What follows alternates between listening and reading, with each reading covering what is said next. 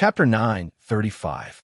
After Gilgamesh finished speaking, he walked down from the throne and walked straight to the door.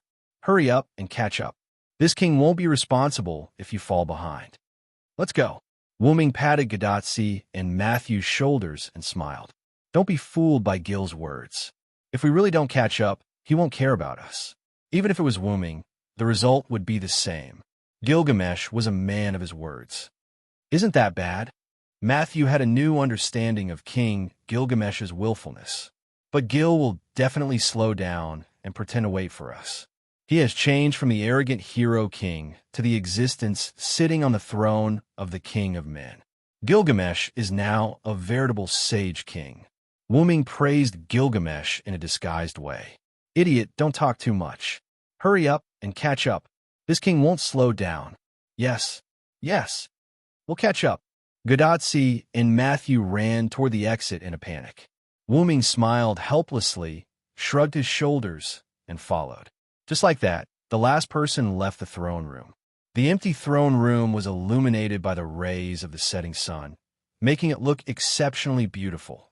Gilgamesh walked out of the tower, but he didn't go directly to the main road.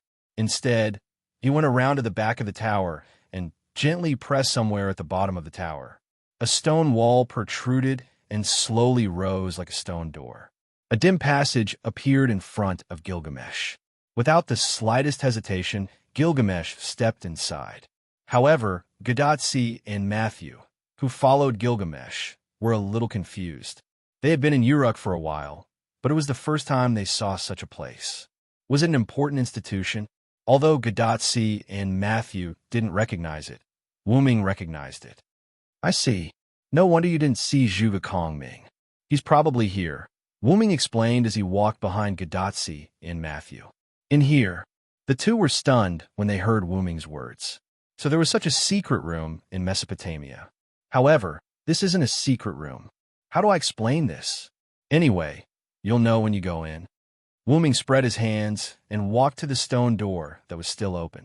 By the way, this is the passage to the place where I used to live, Wuming said as he pointed to the passage behind the stone door. The passage to the place where you used to live. The two were a little confused. I'll explain as we walk. The stone door will automatically close if we delay for too long, Wuming said as he walked into the passage. Oh, it's semi-automatic. Gadatsi sighed. At that moment, the stone door made a sound of friction and swayed as it fell. It looked like it was about to close. Say, Senior, the stone door seems to be closing. Matthew was shocked. If this continued, they would probably be locked outside. Senior, I'm sorry, Matthew exclaimed as he grabbed Gadatsi's arm and ran toward the stone door. While Matthew slowed down, Matthew changed from holding Gadatsi with one hand to holding Gadatsi in his arms. He walked briskly to the half-closed stone door. With inertia, Matthew held Gadatsi and slid into the half-closed stone door. Then, the stone door happened to close completely. Great, Senior, we're in. Matthew first took a deep breath, then looked at Gadatsi in his arms. However, Gadatsi's state at the moment was very similar to the feeling of being squeezed by Matthew's chest. She looked a little dizzy. Say, Senior, are you okay? Matthew grabbed Gadatsi's shoulder and shook desperately. Gadatsi immediately pressed Matthew's hand. I'm fine, Matthew, just a little dizzy. If Matthew continued to shake, it would not be as simple as dizziness. At this time, the passage that was dim because of the closed stone door suddenly lit up. Sorry. Actually, I closed the stone door and startled you. After all, it was a passage leading to his former residence. The method of opening and closing was naturally in the hands of Wuming. The dragon horn on Wuming's head emitted a white light that was not dazzling, which was just enough to illuminate the surroundings. Gadatsi and Matthew both looked at Wuming silently, or rather, they stared at him and made an ambiguous sound. Wuming realized that his joke might have gone too far, and his face became serious. Ahem, I'm just urging you to hurry up. Okay, let's go. Gil is in front. We can't delay for too long. As Wuming said, he turned around with a face full of shame and began to walk down the passage. Gadatsi and Matthew were not that angry. so they followed Wuming closely. In order to divert their attention, Wuming began to talk about the origin of this passage. When I first came to the Uruk was still ruled by King Lugarbanda. As the god who protected the Uruk, I hid in a cave. I basically walked around with the dolls I made, or observed the entire Uruk through the statues in my temple. This passage leads to the cave where I hid. Villo, senpai, why did you hide? Matthew was quite puzzled. The God's generation was an era where humans and gods coexisted. It was reasonable to say that there was no need to hide. Also, even if you wanted to hide, why did you choose to hide in a cave? You were the god of Sumer at that time, right? This sentence was transmitted from Gadatsi's wristband, which was Roman's speech in Chaldea. The reason I needed to hide was very simple. It was because I was injured at that time.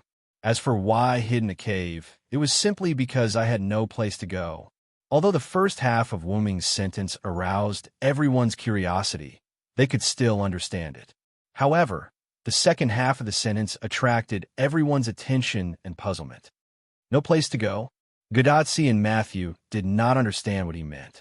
However, Roman, who was sitting in Chaldea's control room, seemed to have guessed something. He looked at Leonardo da Vinci beside him in disbelief, as if asking for confirmation. The genius Leonardo da Vinci naturally understood Roman's meaning and nodded, indicating that Roman should continue.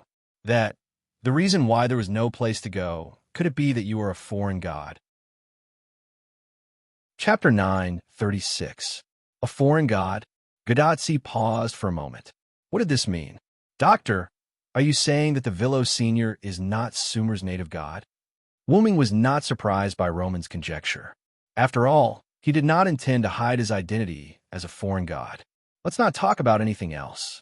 Just the fact that he has multiple identities in history proves that the Villo is not a simple existence. At the very least, he is not a native god. Sumer's native gods were born from faith. After the gods were treated, these gods also disappeared. Only Wuming, who was not a native god, could survive in other eras. Of course, it was only a possibility that he could survive in other eras. However, Wuming had left a shadow in many places in history. Cyrus, Sodric, Villo Cyrus Ed, Hyunryong. Even if he was a foreign god, once he accepted the natives' faith, it would still have a serious impact after the gods disappeared. However, Wuming acted as if nothing had happened and left traces in human history. Roman guessed that Wuming's traces probably existed in the modern era as well. It was just that they had not been discovered. After all, Wuming had personally admitted that he was not dead. That's right. Roman's analysis is correct. I'm actually a foreign god. Wuming admitted it naturally. You really are a foreign god. Gadatsi thought it was a joke. Because I protected the Uruk, the humans of the Uruk, and even Mesopotamia classified me as a Sumer god. Even so, the disappearance of the gods will not have much impact on me. When Wuming's power was insufficient in the past, he was restricted when he used his real body in the modern era. He had to be careful. However, now, Wuming did not have to be careful at all. This was because Wuming's status had reached the limit of the world. The world could no longer restrict Wuming. After all, Wuming was one step away from adulthood. However, this step could no longer rely on the accumulation of time. He had to find another way. Will Tachika hate me because I am a foreign god? Wuming suddenly turned around and looked at Gadatsi. However, this immediately received a response from Gudazi. How is that possible? Assassin is assassin. Is she a god or a human? Or does she have anything to do with a foreign god or a local god? Anyway, I've always liked assassin. Gadatsi had a baffled look on his face. However, Gadatsi's words stunned the innocent Matthew. His face couldn't help but blush. That? Senior, are you confessing to Senior Villo? Matthew asked embarrassedly. Wuming was also stunned. He felt that Gadatsi's love for him was not the kind of love between a man and a woman. It was more like the love between a brother and a sister. It's not a confession. If I have to say it, I feel that Assassin is like a brother to me. Simply put, it's the love between a brother and a sister. Gadatsi also explained in a serious tone. Sure enough, Tachika, you think so too. Wu-ming sighed in relief. If he treated Gadatsi as a sister, and Gadatsi treated him as a love interest, wouldn't it be strange? Of course. Anyway, I don't know why, but I always feel close to Assassin. This was the same for Wu-ming. Although the two had only met a few times, ever since Wu-ming met Gadatsi for the first time, he felt that Gadatsi was like a sister to him. He wanted to take care of her. Although Wu-ming didn't understand the reason, it didn't hinder the feelings between Wu-ming and Gadatsi. Gadatsi said with a smile. Then, she threw herself into Wu-ming's arms. The space in this passage isn't that big. Why are you making a fuss? Can't you be more obedient? Wu-ming's face was full of helplessness. Gadatsi responded to Wu-ming with a proud laugh. Hee, I won't. Seeing this scene, Matthew said with a blank face. Doctor, I'm a bit confused. As a follower and junior who accompanied Gadatsi all the way, Matthew could be said to be the one who understood Gadatsi the most. Senior Varen and Senior Varen aren't siblings, and their feelings for each other are beyond the brotherly love I've seen, but the way they look at each other doesn't seem to be the love between a man and a woman. I don't quite understand this kind of feeling. However, the doctor didn't respond. Doctor? Chaldea had to speak through Gadatsi's bracelet, but Chaldea didn't need to be close to receive the sound. It was precisely because of this that Gadatsi also realized that something was wrong. After leaving Wu-ming's arms, Gadatsi called Chaldea. Doctor? Doctor? However, there was still no response. Is the signal interfered again? Gadatsi couldn't help but guess. After all, the signal between the bracelet and Chaldea was often easily interfered with. This was also a drawback that Chaldea couldn't eliminate. It shouldn't be. Although my cave does have a barrier, it can't be interfered with before I get close. Wu-ming also made a judgment. However, at this moment, Gadatsi's bracelet finally made a sound, but it was Leonardo da Vinci's bracelet. Yes, this is your genius Leonardo da Vinci's bracelet. Student Romani has died in battle, and he was muttering, it's more than brotherly love, but it's not love between a man and a woman. I don't understand such feelings. Damn it, I'm such a loser without family, friends, and lovers. Oh, by the way, Romani was crying. As a genius, Leonardo da Vinci could imitate him, but for the sake of this genius image, I refused. So the doctor is such a loser. Gadatsi couldn't help but laugh dryly. I thought the doctor was married. Matthew, who had seen Roman wearing a ring, didn't know what to say. Roman, I won't talk about you for now, but Tachika, Matthew, Leonardo da Vinci, and the other surviving members of Chaldea, aren't they all your friends and family? You've been through life and death together, and you've been working hard to save the world. This is a situation where one wrong move will cause you to lose the whole game. Isn't that enough to prove this relationship? Although the saying a friend in need is a friend indeed seemed a little cliché, the meaning it expressed was not a cliché. No matter when a friend in need could indeed reveal a friend in need, and Chaldea was currently doing so. After Wu-ming said this, Gadatsi, Matthew, and the rest of Chaldea fell into silence. Chapter 9:37. What's wrong? Wu-ming saw that everyone was silent, and for a moment, he was puzzled. Did he say something wrong? Villo-senpai, you're right. Matthew showed a relieved smile. That's right, everyone worked together to get through so many singularities. Without everyone, Matthew and I definitely wouldn't be able to do it, Gadatsi also said. It seems that even a genius like me can be slow.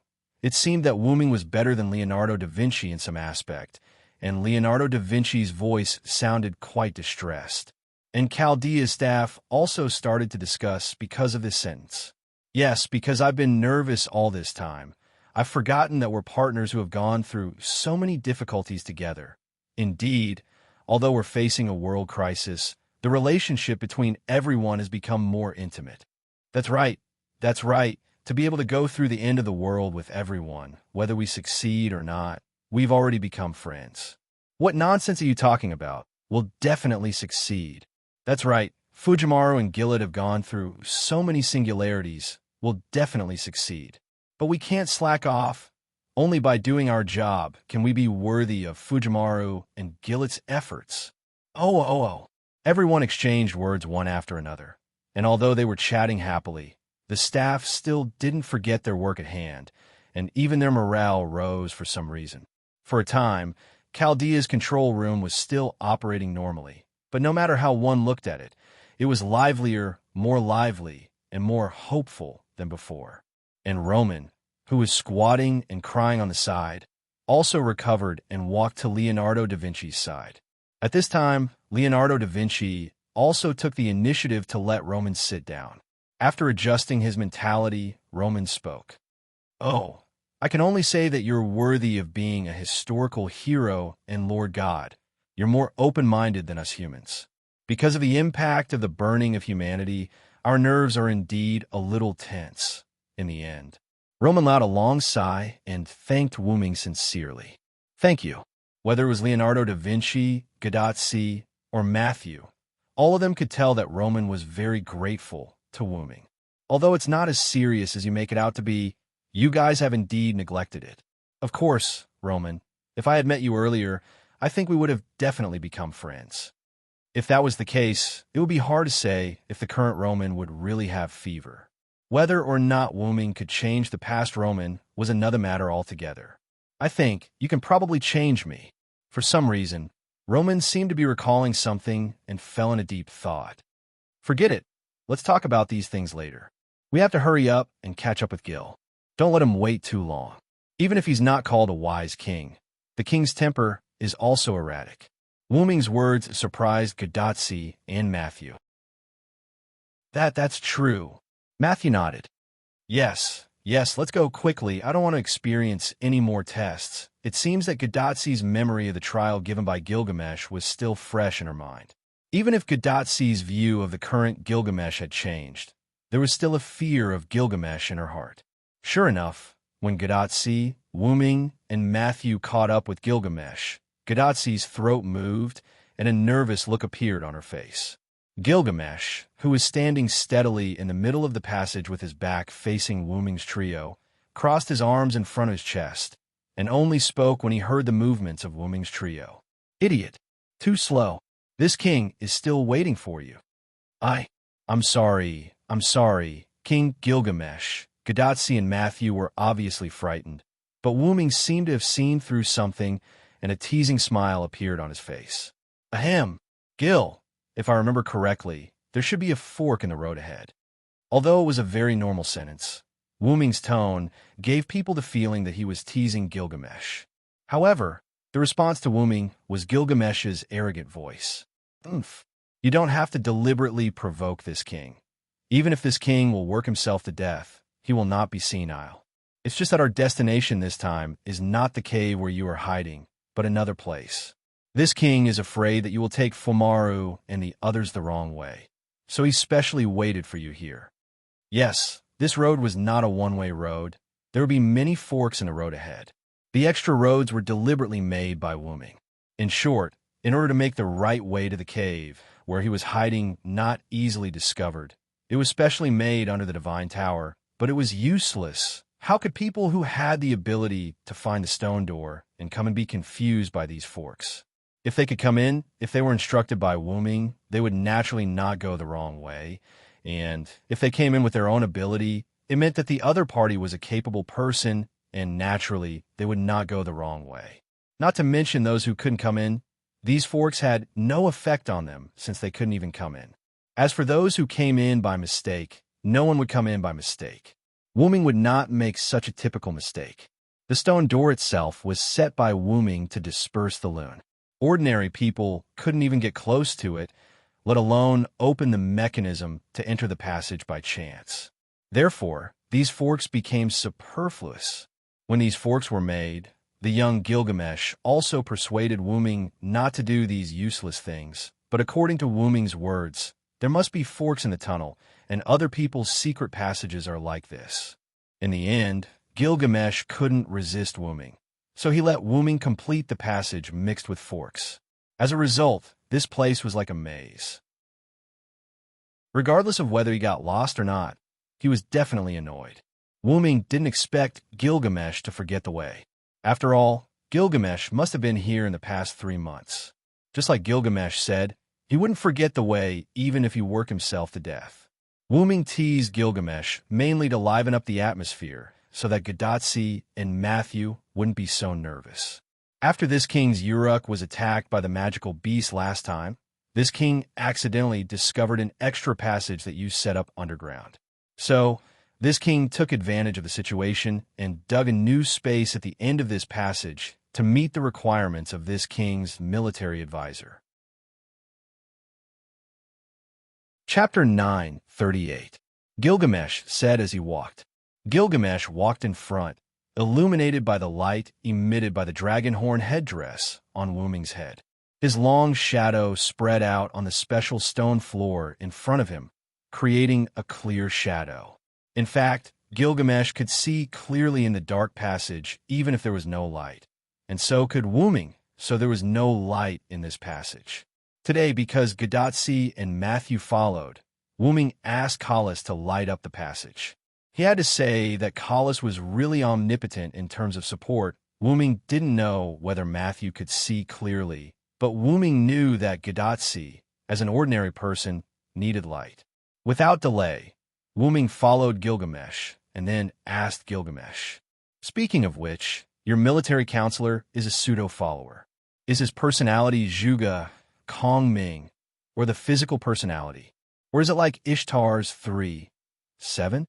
Taking this opportunity, he could ask Gilgamesh the truth, and Gadotsi and Matthew were also quite interested in this.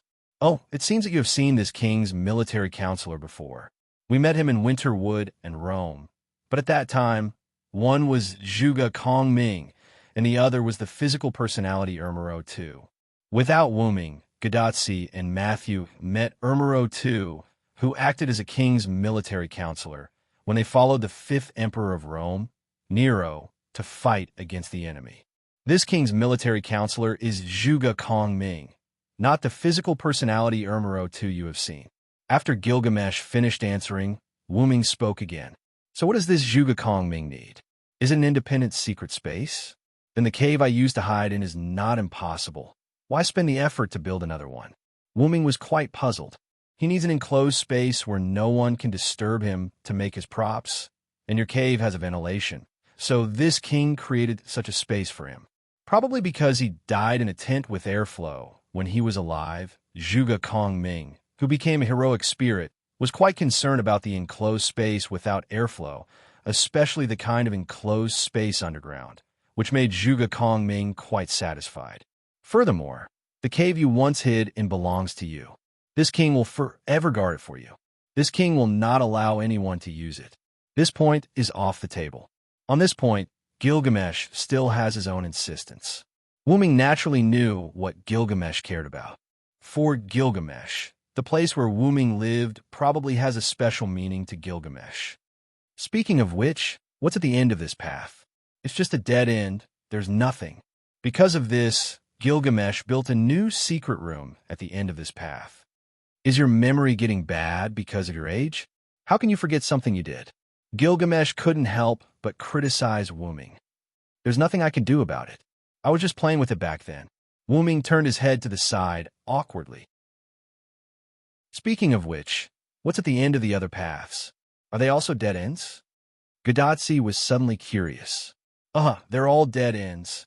Gilgamesh very simply and crudely replied. Indeed, Gil is right. They're all dead ends. However, Wuming added in his heart, as if he was complaining. It was indeed a dead end. Other than the dead ends of the other paths, there were all kinds of runes, such as cursed flames, thunderbolts, and so on. Furthermore, they were all so dangerous that one would die if they were not careful. Basically, it was the kind of dead end that made it impossible to survive. Looking at Gadotsi's sudden realization, Wuming was sure that the dead end imagined by Gadotsi and the dead end mentioned by Gilgamesh were definitely not the same thing. Castor needs a magic workshop to make items. Mr. Kongming probably needs to build his own workshop, so he asked King Gilgamesh to help him build it. Matthew suddenly interjected. Exactly. Gilgamesh praised Matthew, which made Matthew a little proud. However, Wu Ming was not like Matthew, who didn't know anything. Although Caster needs a magic workshop, the magic cast by Chinese heroes should be fundamentally different from the magic cast by other regions. Even if there is no workshop, Chinese servants can still exert their power. Although Wu Ming didn't know the meaning, Wu Ming knew that the Chinese caster was not like the magicians in other regions. Not only the method and name were different, but the essence was also different from the magic base used by other magicians. In other words, Chinese magicians didn't use magic base. Not to mention the Kanagi magicians for the time being. The magicians, after the Kanagi magicians, needed magic base to use magic. Although it seemed that magicians could easily perform magic by chanting a spell or drawing a circle, but magicians could only perform magic by connecting to the magic base of this world. The magic base could be imagined as a collection of a series of knowledge, ideas, and so on, and it basically existed in the land. Of course, if you think about Christianity, a world-famous religion, its magic base might be spread all over the world. Just like the Lune Rune, there was also a magic base when it was used. When Wu Ming learned the Lune Rune, he was a Kanagi, and Wu Ming was a mutant, so the magic base naturally couldn't restrict him. So Wu Ming only knew a little about it and didn't go too deep. The magic circuit was not only used to provide magical power, but it was also used to connect to the magic base. This was the most basic truth in the magic world, and basically every magician would know it. However, Wu Ming, who glanced at Gadotsi, silently took back his sentence at this moment. He had to say that Gadotsi was really too bad as a magician, and in terms of temperament, Gadotsi was not suitable to be a magician at all. However, it was exactly because of Gadotsi's temperament that he could keep making connections with the clones of the heroic spirits who had unique personalities and unusual tempers, the servants. In short, although Wu Ming didn't have a deep understanding of these, Wu Ming knew that the magic used by the Chinese magicians was very different from the magic used in other places, so Wu Ming pointed out that Zhuge Kongming didn't need a magic workshop. Moreover, as the military advisor on the battlefield, Zhuge Kongming must have spent most of his time marching and fighting. Since that's the case, it's not surprising that he has a way to replace the workshop. Now that the magical beasts are wreaking havoc, I don't think that the military advisor needs a special workshop to make items. Wu Ming's eyes flashed with the light of speculation, although he looked at Gilgamesh. I'm afraid, Gil, you gave him some task. Chapter 9:39. What task was given? Looking at each other, Gadotsi and Matthew couldn't help but repeat. As expected of this king's teacher, Uruk Hyenryong, that's right. As you said, this king's military counselor doesn't need a special workshop. The reason why the military counselor needs a workshop is indeed because this king gave Zhuge Kongming a difficult task. Gilgamesh stopped abruptly as he finished speaking. We're here. Huh? So fast. Matthew showed a look of disbelief. They just walked for a short while. How did they arrive? With such a short distance, if they were on the ground, it was almost a market near the Holy Tower in Uruk City. No, Matthew, since you stepped into this fork, your speed has increased several times, but you didn't notice it. Roman saw it clearly through the instrument in Chaldea. The figures of Gadotsi and the others seemed to be moving forward at a high speed. It can be said that they were completely out of Uruk City. According to the instrument, your current position is somewhere near the north wall? Roman shouted in disbelief. How is that possible?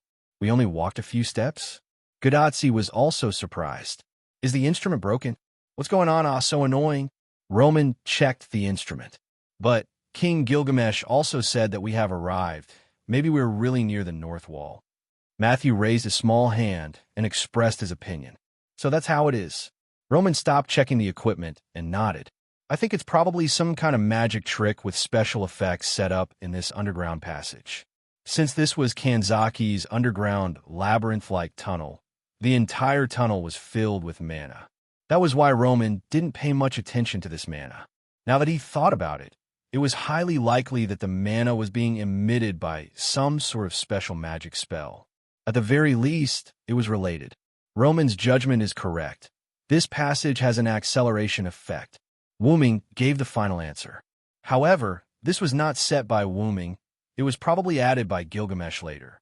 Of course, don't forget that this king is now a magician. It's natural for him to use magic to make the passage more convenient. This place was quite a distance away from Uruk. If they were to rely on walking, they would not be able to reach their destination in a short period of time. Only by applying the acceleration effect to the entire passage could they reach their destination in such a short period of time. It only takes such a short time to go from Uruk to the North Wall. This is a great advantage for the North Wall. Matthew realized the problem. In a sense, this passage shortened the distance between the North Wall and Uruk to the extreme. In this way, whether it was support, marching, retreating, or other things, it could be done easily. This passage originally led to the north, and its end was near the North Wall.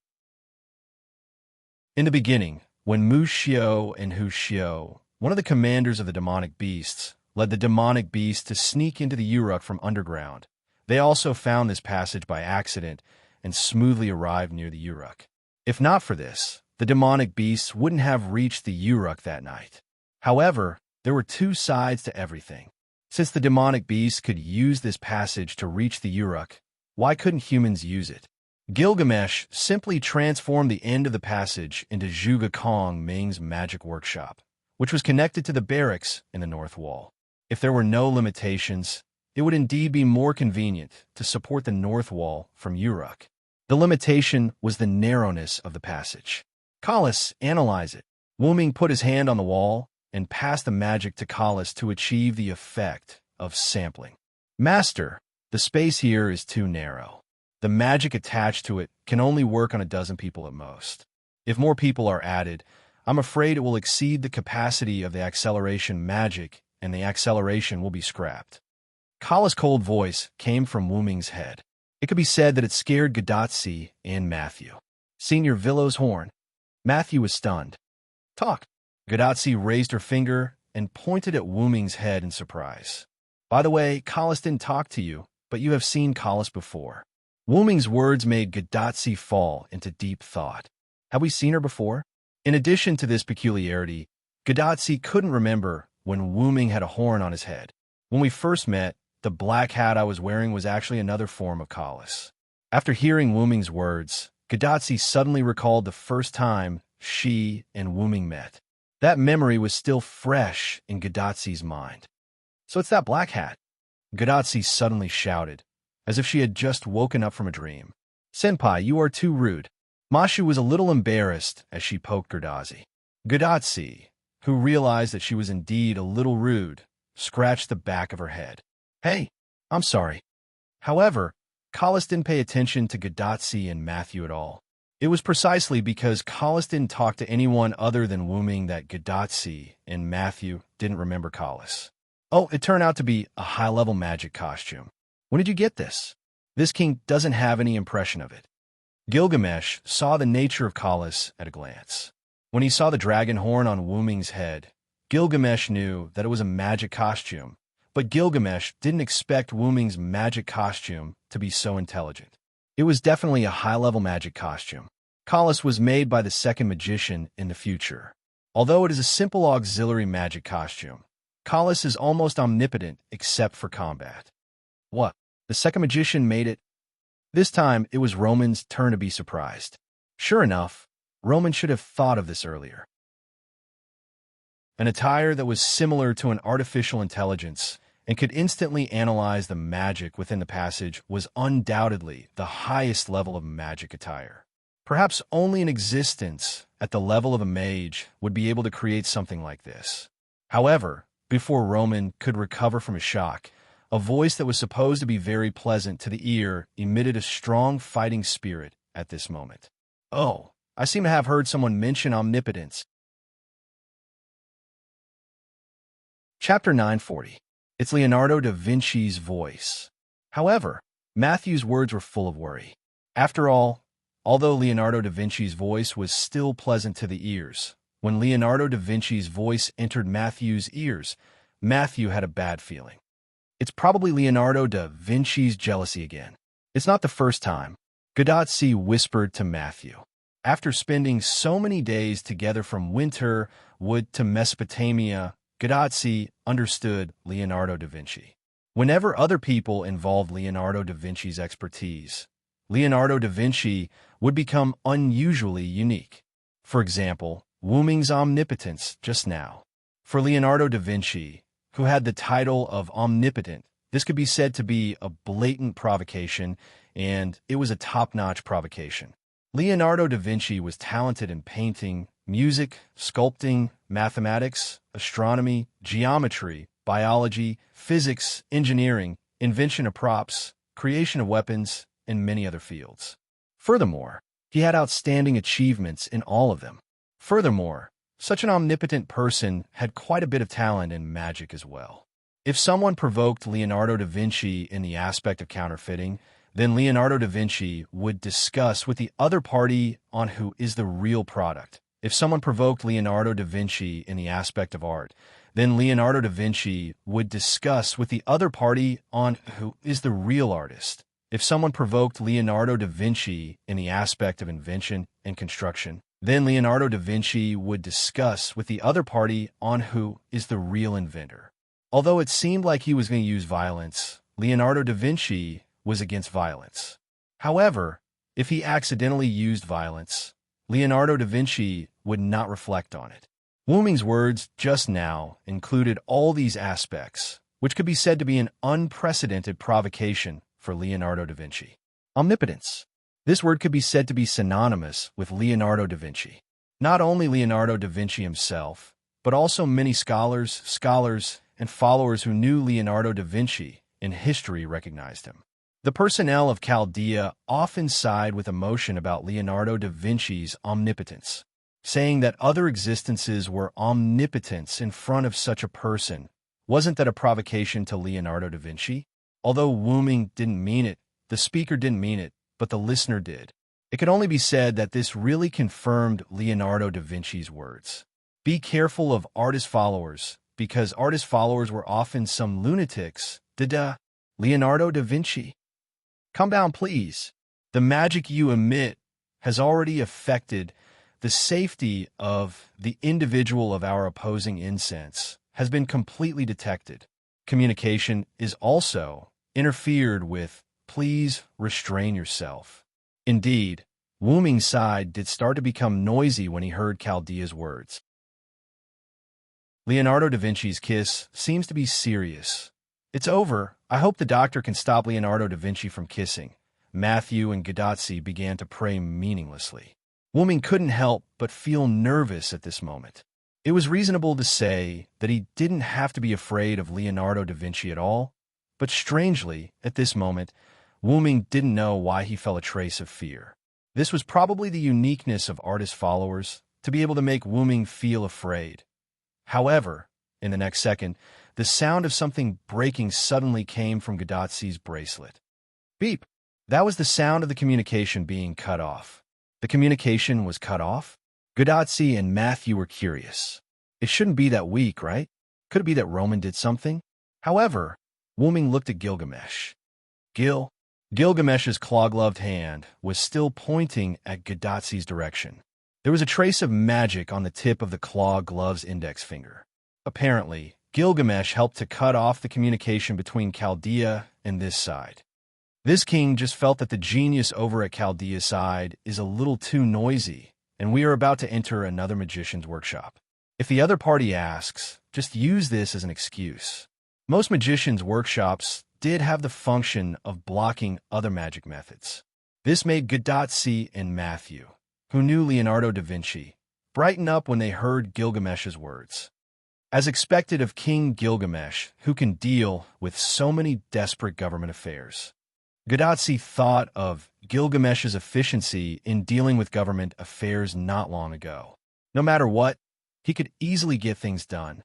As expected of King Gilgamesh, he actually found a solution so easily. Matthew looked at Gilgamesh with admiration. As long as Leonardo da Vinci calmed down and explained the reason with a proper reason, this matter would basically be over. A calm Leonardo da Vinci was a very reliable and approachable follower. You too, praise this king to your heart's content. Haha, probably satisfied that he solved the upcoming disaster in an instant. Gilgamesh laughed heartily. Yes, King Gilgamesh. As if encouraged, Gadotsi and Matthew let out an amazing shout. Then Wuming made a little joke. Hyunryong, this king solved this problem for you. You should thank this king. Gilgamesh looked at Wuming happily. However, how could Wuming let Gilgamesh succeed? This is underground, I don't dare to shout. What if it collapses? This scared Gadotsi and Matthew, and they immediately shut their mouths. However, Gilgamesh still had a way to crack Wuming's trick. Oomph. This place has been magically processed. How can it collapse because of a mere shout? It's simply an alarmist. Immediately afterward, Gilgamesh looked at Wuming, or rather, he glared at Wuming. What's more, this is a shout of praise for this king. How can it stop? Stupid. As if he was dissatisfied with Wuming for causing Gadotsi and Matthew's voices to disappear, he burst out swearing. Yes, yes, my king, but shouldn't we get down to business?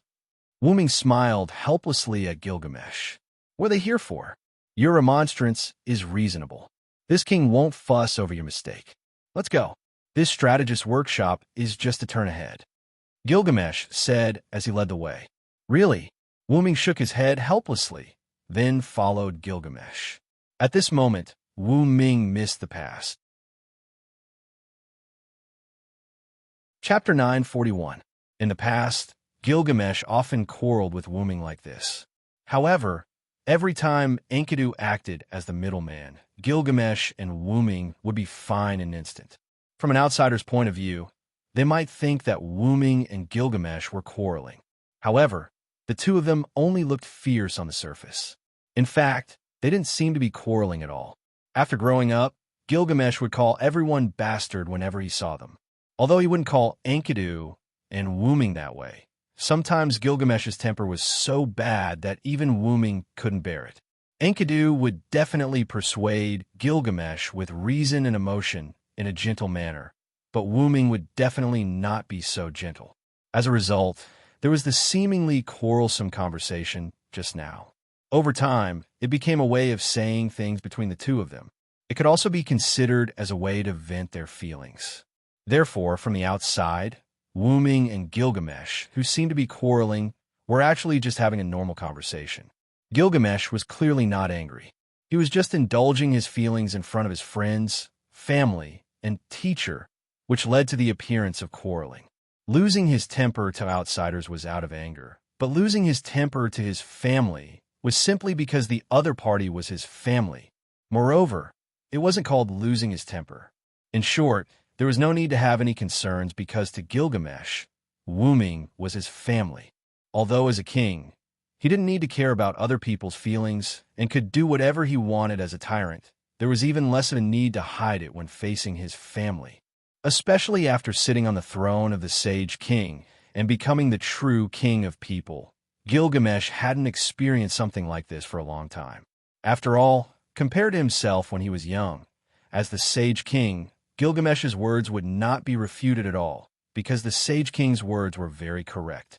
Compared to when Gilgamesh was young, there were still a few arrogant guys who kept remonstrating him. Now, in the Uruk imperial court, there were no unnecessary voices. After all, the Sage King's words were right. Naturally, no one would ask for a rebuke. However, no matter what time it was, Gilgamesh always lacked a family member who could bicker with him, a family member who could objectively communicate with him regardless of whether he was right or wrong. Enkidu's personality was too gentle, so it was impossible. Only Wuming could fulfill this role. He was not only Gilgamesh's teacher, but also an existence similar to his adoptive father. Moreover, his thinking was quite avant-garde. More importantly, Gilgamesh couldn't defeat or subdue him. Gilgamesh couldn't fight with Wuming by risking his life and perishing together. Over time, this became the way Wuming and Gilgamesh talked to each other. Unfortunately, they still had business to attend to at the moment. Otherwise, Wuming wouldn't have minded talking to Gilgamesh for a while. Anyway, Enkidu was in the form of part of Wuming's spiritual base, and when Enkidu appeared, Gilgamesh would definitely be shocked to the extent that his face would change color. At the thought of this, Wuming's face showed a wicked smile. However, Wu Ming also thought of one of the demonic beast commanders, the person who pretended to be Enkidu. This was also a world that he had to deal with personally. However, it was better to deal with the matter at hand first. When everyone turned the corner, they saw a door with a special formation engraved on it. The door completely blocked the road in front of them without any gaps. It looked like it grew naturally here. When Wu Ming saw this stone door, he felt an unknown magic power enveloping him. "Senior, do you feel it?" Matthew and Gadotsi whispered. "Yes, I feel it." Gadotsi nodded. "We've probably entered the range of the other party's noble artifact." Wu Ming wanted to take a step forward, facing the magic power emitted by the door in front of him, and walk to the front of the door. It was a circle formed by two large black and white fish intertwined with each other. There were 8 patterns that were very similar, but had obvious differences in details. This was the formation engraved on the door. 8 trigrams. This is probably Zhuge Kong Ming's best formation, Stone Soldier 8 formation. Back at the Winterwood Singularity, Zhuge Kong Ming wanted to use the Stone Soldier 8 formation on Attila, the Hun, in an attempt to delay the other party and give Gadotsi and the others a chance to escape. However, Zhuge Kong Ming's Stone Soldier 8 formation had just been used, and it was countered by Sima Yi's mixed elements array that was specially designed to deal with Zhuge Kong Ming. Wu Ming finally witnessed the power of the Stone Soldier 8 formation here today. Kalas. At Wu Ming's command, the glowing dragon horn on Wu Ming's head, which was Kalas, suddenly expanded the light, and then immediately weakened. The light released by Kalas was used for scanning, and the light that expanded just now was like radiation, instantly scanning the surrounding area with this place as the center. "Master, everything underground within the largest range that I can scan is covered by an invisible magic power. Due to the uniqueness of the other party's noble artifact, if you're not close to here, you won't be able to sense the existence of this special magic power at all. Probably due to the uniqueness of the other party's noble artifact. Although the range of the magic power was extremely wide, if one was not close to the source, one would not be able to sense it at all. Moreover, the entire underground area that was beyond Kalas's scanning range was covered. This is Zhuge Kong Ming's countermeasure to prevent the Uruk from being attacked by monsters from underground again." Wu Ming looked at Gilgamesh as he spoke. However, Gilgamesh did not answer Wu Ming directly. This king was having a headache about how to prevent the next underground attack from monsters. This king's military advisor has done this king a huge favor. Since there was a first time, there would definitely be a second time. Gilgamesh would not expect monsters to be like humans, who would give up after failing the first time. The safety of a Uruk could not be taken lightly by gambling. Coincidentally, Zhuge Kong Ming's noble artifact could prevent the enemy from invading. It could be used as the underground defense that gave Gilgamesh a headache. However, there was a price to pay. In order to cover the entire underground area, the expanded range of the Stone Soldier 8 formation could only be used underground, and the parts above ground could not be taken care of at all. Even so, almost the entire underground area that extended from the north wall to the Uruk was locked by Zhuge Kong Ming's noble artifact. Once monsters sneaked into the range of the Stone Soldier 8 formation from underground, they would immediately lose their direction and eventually return to the starting point. It was impossible for them to dig deeper and sneak into the Uruk to attack, because if they were to dig deeper, they would dig into Ereshkigal's mansion of the dead. Chapter 942. After paying the price of causing many monsters to die in the underworld, the monster commanders gave up on the idea of attacking the Uruk from underground. They had no choice. When the monster commanders tried to dig deeper into the ground where the 8 stone formations could not cover, they would reach the underworld if they dug a little deeper. There was no way around it. Although Ereshkigal's return did not bring the underworld from the entire Mesopotamia region, and some places could still be dug very deep, the idea of digging from the bottom to bypass the 8 stone formations was really unrealistic. After all, it was too deep, and it would take a lot of time and effort. Therefore, avoiding the underworld and bypassing the 8 stone formations from underground was really difficult for the monsters. Therefore, the monster commanders no longer tried to bypass the Uruk from underground. Setting up Zhuge Kongming's workshop underground and letting Zhuge Kongming use the noble phantasm was actually a defensive measure set up by Gilgamesh for the underground. This was a blatant scheme. With the noble phantasm covering the underground, the monsters could only go around or give up on attacking the Uruk from underground. However, the efficiency of going around the Uruk was too low. It was better to attack the Uruk directly from the north. At the very least, they could wait for the monsters to increase in numbers and let them attack from all directions. No matter how hard it was more practical than going around the Uruk from underground. Therefore, the monster commanders changed their minds and prepared to attack the Uruk from all directions. Wuming's first encounter with Ulidim was the vanguard. He went around the mountains to the back of the Uruk and waited for the opportunity to attack the Quetzalcoatl together with the monsters from the north, the mountains in the northeast, and the Persian Gulf in the southeast to take down the Uruk from all directions. At the same time, they could also get rid of the Quetzalcoatl on the surface. At that time, they only needed to focus on the goddess of the underworld. Wuming felt that the monster commanders were a little whimsical, or perhaps they thought too simply of humans and the Quetzalcoatl. The power of the feathered god had been mentioned before. Furthermore, it took a lot of effort for magical beasts to traverse mountains. Only magical beast commanders with unique physiques and abilities superior to mass-produced magical beasts would be able to traverse mountains effortlessly. However, with the command of the demonic beast commander, it wasn't impossible to mass-produce demonic beasts. But if that was the case, the number of demonic beasts would need to be terrifyingly large. Otherwise, how could they attack from all directions? It could only be said that the idea was good, but it was unrealistic. After all, there weren't that many magical beasts. He could only wait. There was no other way. After all, magical beasts also needed to be born. But now, even if there were enough magical beasts, perhaps the magical beast commander's plan to attack the Uruk from all directions couldn't be carried out. After all, whether it was the mass-produced Ulidim, Ujir, or Musamafu, more than half of the demonic beasts had been killed or injured.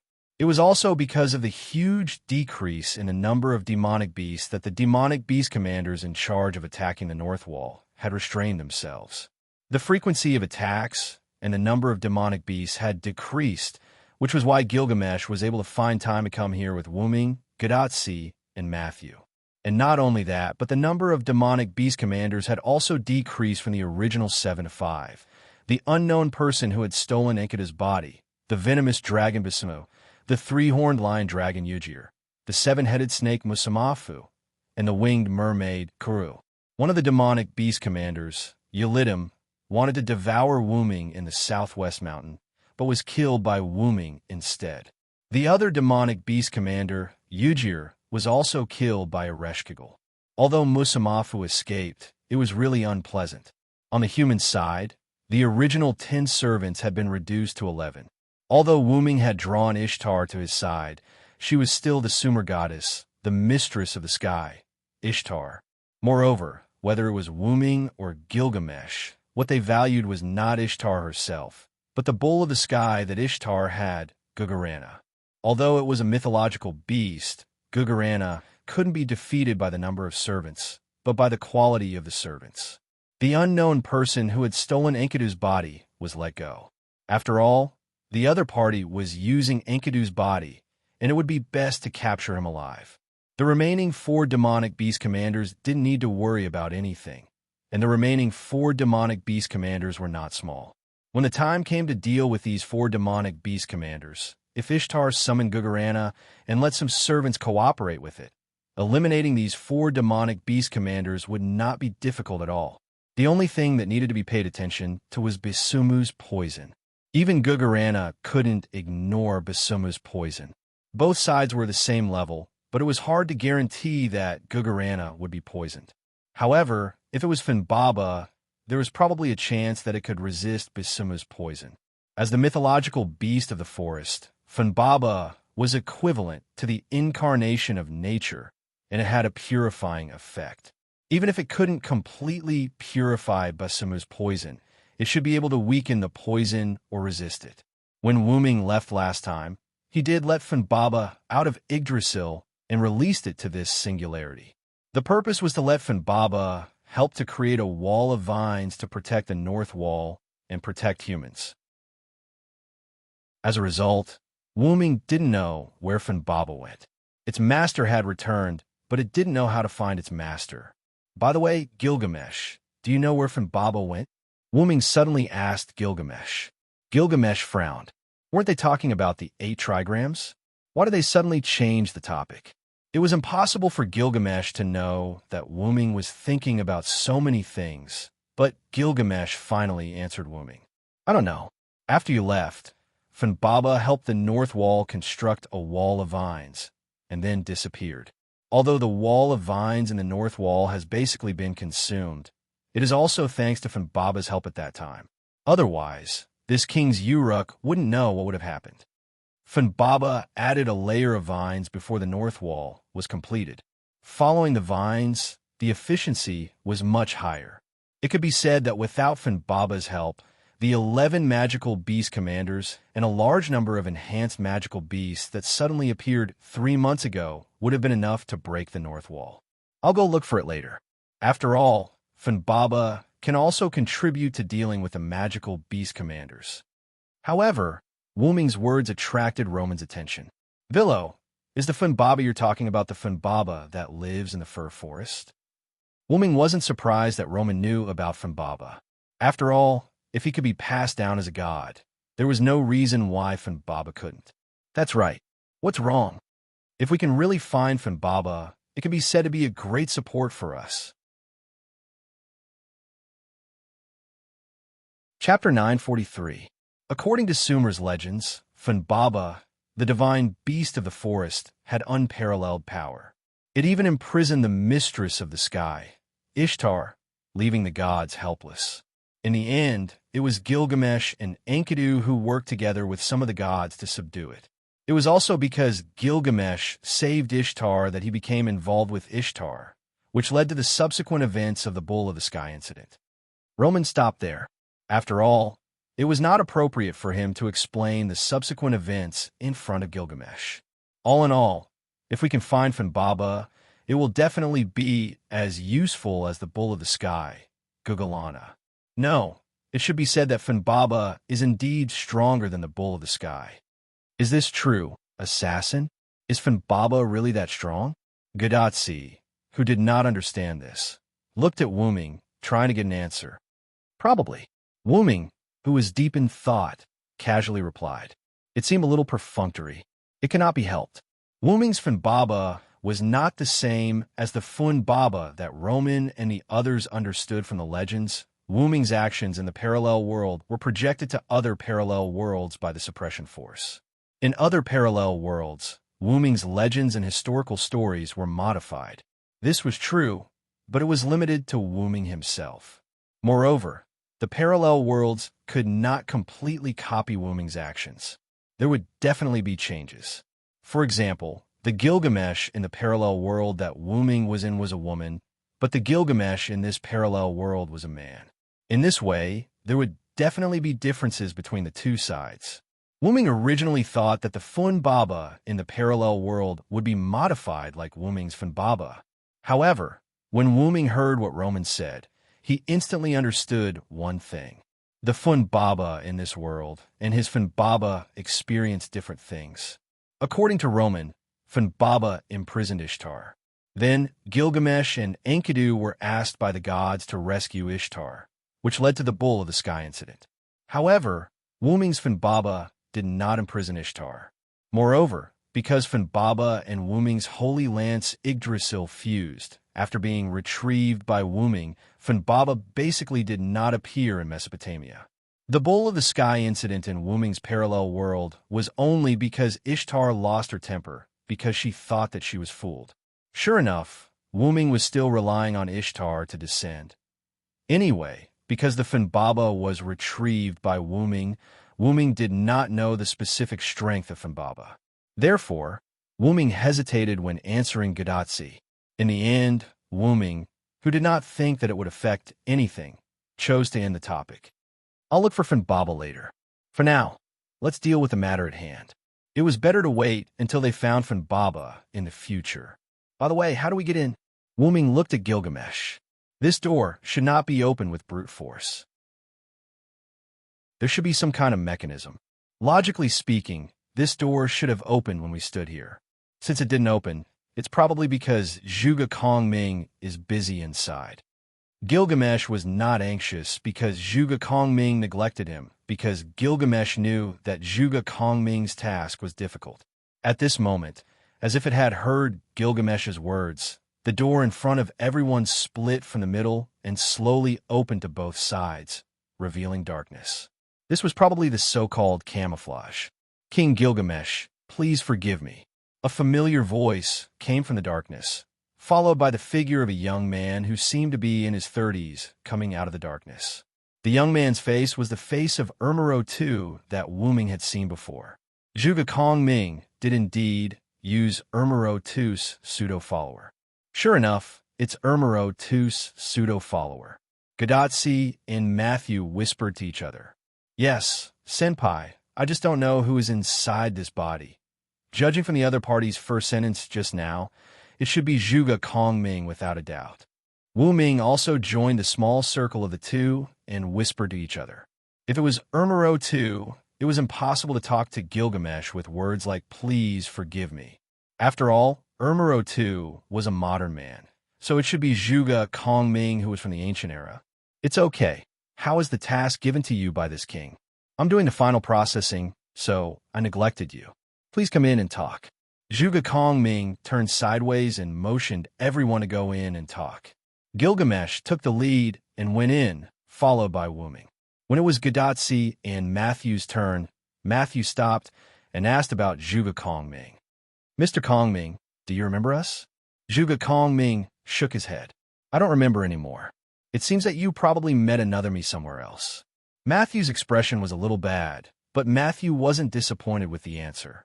After all, it couldn't be helped.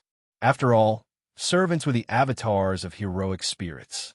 Along the way, they had met many servants that they had met before. However, some of them knew them, and some of them didn't.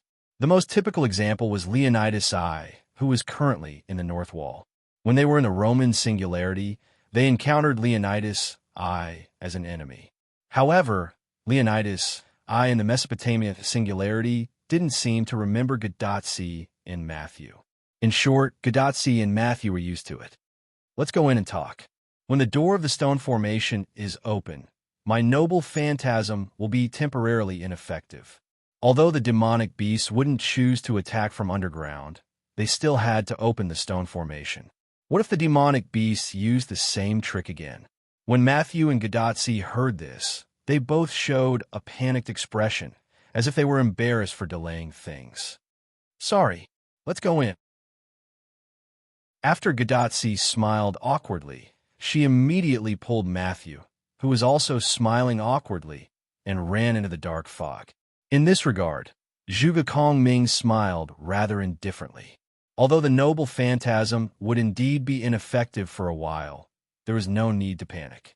Shaking his head, Zhuge Kongming then walked into the door, and in the next second, the originally split 8 trigrams slowly closed together. Chapter 944.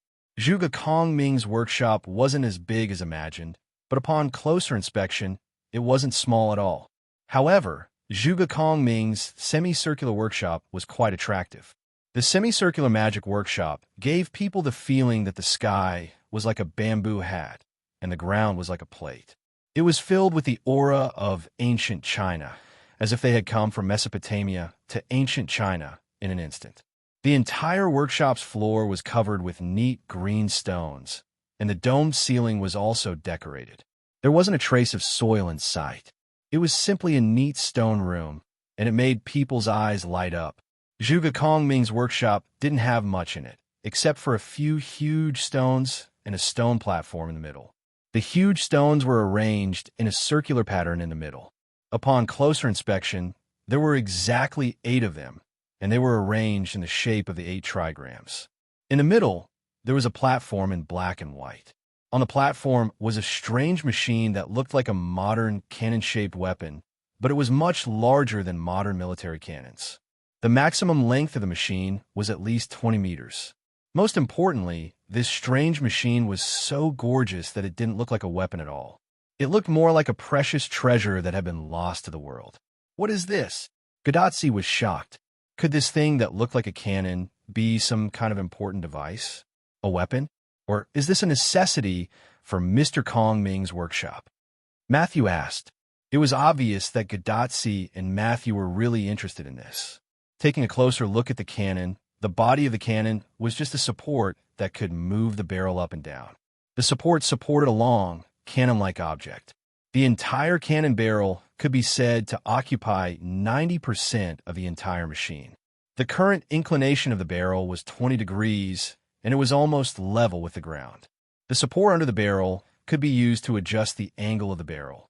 Although the support couldn't make the barrel tilt 90 degrees, 67 degrees was not a problem. If it was a weapon, it could be used as a super long-range weapon. At the end of the barrel, there was a round cover that could be opened. The entire barrel gradually became thinner from the back to the front. At the muzzle, there was not a pitch-black hole, but a sharp spike. The spike was as long as 3 meters. It looked like a long spear, and it was quite slender, which made it extremely terrifying.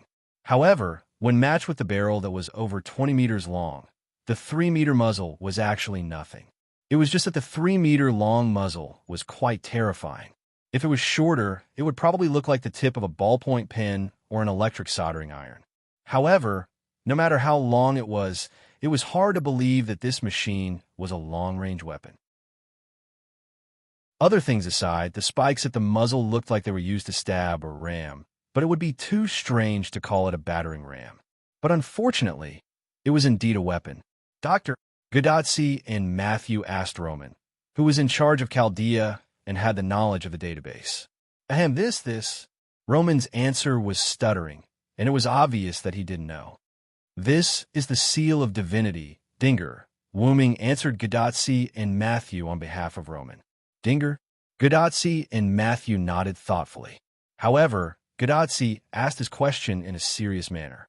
By the way, assassin, what is the seal of divinity, Dinger? This time, Gilgamesh answered Gadotsi before Wooming could. It's a weapon used to launch this king's treasure, using the instantaneous magic power as a cannonball. Treasure.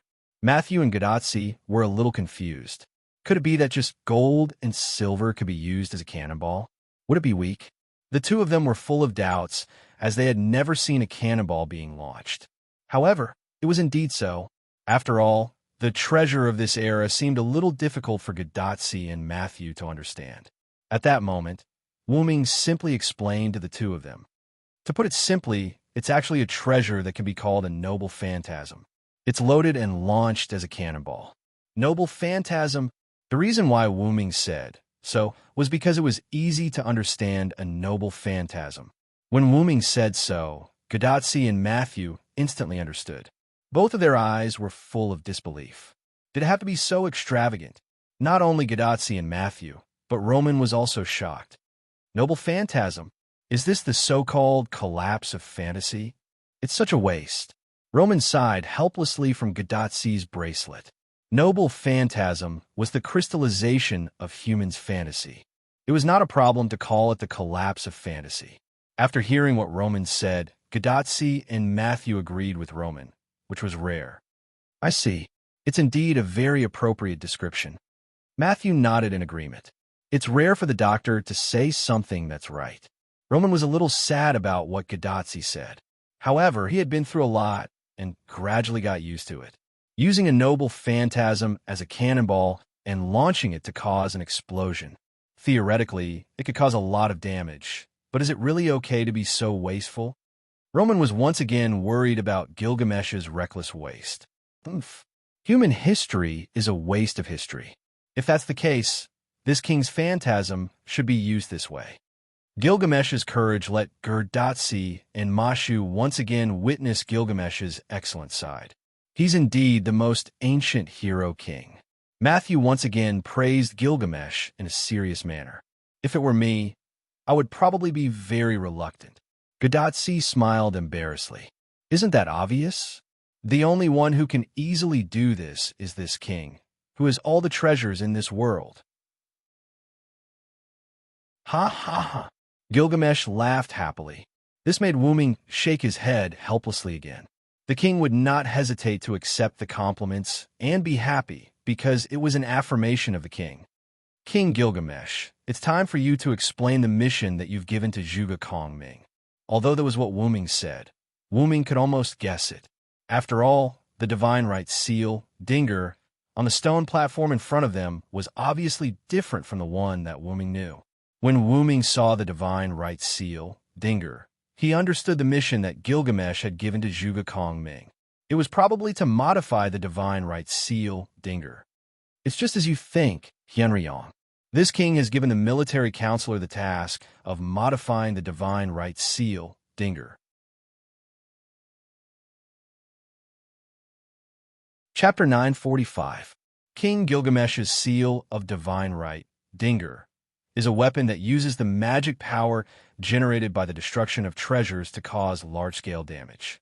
Although this weapon has a very obvious effect on killing demonic beasts, its effect on the commander of the demonic beasts is negligible. Zhuge Kongming stepped forward and explained to everyone. Ordinary magical beasts wouldn't be that much stronger even if they were strengthened. However, magical beast commanders were different. Dinger's bombardment couldn't cause the slightest bit of damage to magical beast commanders. The most it could do was burn off some of its fur and scrape off some of its scales. In the face of demons with extremely strong physiques, Gilgamesh entrusted me to modify the seal of divine authority into a weapon that could kill them with a single blow. Therefore, I modified the muzzle of the seal of divine authority into a concentrated cannon. Originally, the seal of divine authority used King Gilgamesh's treasures as bullets and fired them in the form of bullets. Now, it has been converted into a continuous laser radiation. After hitting the target, the energy will spread throughout the target's body and destroy the target's molecular structure. In other words, the seal of divine authority, which was originally an area of effect weapon, had been modified by Zhuge Kongming into a single target weapon. So that's how it is. It's specially designed to deal with demons. Gadotsi then contacted Roman. Doctor, what do you think? Roman, who was in Chaldea, tapped on the keyboard in front of him. Obviously, he was examining and analyzing the seal of divine authority in front of Gadotsi. The muzzle of the seal of divine authority has indeed been converted into a concentrated cannon. However, because Chaldea does not have any specific data on demons, I have no way of determining whether it will be effective against them. You don't have to do it. This king can determine that the new seal of divine authority will definitely be effective against demons. It seemed that Gilgamesh was full of confidence in the new seal of divine authority. He did not know whether it was because he believed in his own judgment or Zhuge Kongming's technology. King Gilgamesh is sensible. After all, it took me 3 months to modify it. Not only demons, but also servants. As long as the target is hit, the only outcome waiting for them is to retreat. Although Zhuge Kongming's words sounded quite lofty, Wuming still found a problem. Military counselor, listening to what you mean, this thing can still miss? Yes. This made Gadotsi, Ma Shu, and even Roman from Chaldea break out in cold sweat. It was the first time that they saw a weapon they designed not being able to hit the enemy, but still being able to say yes. However, Wuming's question was indeed full of problems, so he simply helped Zhuge Kongming to smooth things over. The situation of missing is bound to happen. After all, the damage has changed from an area of effect to a single point. The demons won't stand there stupidly and let you hit them. They just need to aim and fire a few more times. That's impossible. The modified seal of divine authority will be scrapped after firing once. What? Zhuge Kongming's words completely shocked everyone. Although Gilgamesh did not say anything, he also showed a shocked expression. Obviously, Gilgamesh did not expect that Zhuge Kongming would transform the seal of divine authority into this. Then, in that case, wouldn't the seal of divine authority become a consumable? Although Matthew's words contained uncertainty, Everyone present understood that the modified seal of divine authority by Zhuge Kongming was indeed a consumable. Then, Zhuge Kongming's expression was quite calm, and he spoke disapprovingly. The magic converted from the destroyed treasures in the seal of divine authority is unstable. That's why it could be used as a cannonball. I stabilized the cannonball's magic and concentrated it at a single point. Not only that, but I also increased the damage by ignoring the burden on the seal of divine authority. Although the cost is the self-destruction of the seal of divine authority, but overall, the damage caused has been increased to the extreme. Then, Zhuge Kongming changed the topic. Although I'm a caster magician, I'm not good at making items. My ability is more focused on the battlefield. Creating a weapon that can deal extreme damage without causing a burden to the seal of divine authority, Dinger, is slightly beyond my ability. Although Zhuge Kongming belittled himself, the fact that he was able to transform the interior of the seal of divine authority was enough to prove that Zhuge Kongming's ability to make items was not low. After all, the strategist type of caster and the writer type of caster also had drawbacks when making items. But even so, Zhuge Kongming still transformed the Dinger into a satisfactory appearance. In the end, Zhuge Kongming gave a key answer. Moreover, as long as I can hit the monster commander, all the problems will not be a problem, right? Matthew was surprised. Yes, it is indeed as Mr. Kongming said. Although the seal of divine authority can only be used as a one-time consumable, as long as we can hit the monster commander, it will be fine. As long as we can hit the monster commander, we will be able to kill it. Matthew clenched his fists in front of his chest, looking quite cute. However, the expression on everyone's face gave Matthew a look of disapproval. As for the reason, it was very simple. After all, if we use this modified seal of divine authority to attack the monster commander, it will be easy for the monster commander to dodge the attack. Wu Ming sighed. Even if the monster commander is not aware of the danger, this method can only be used once. After all, the other magical beast commanders weren't blind. If they saw that the Dinger's attack could easily kill a magical beast commander, the other magical beast commanders would definitely pay attention to it. It would be even more difficult to hit it the next time. However, I don't think it will succeed once. After all, monster commanders have senses that are many times better than human beings.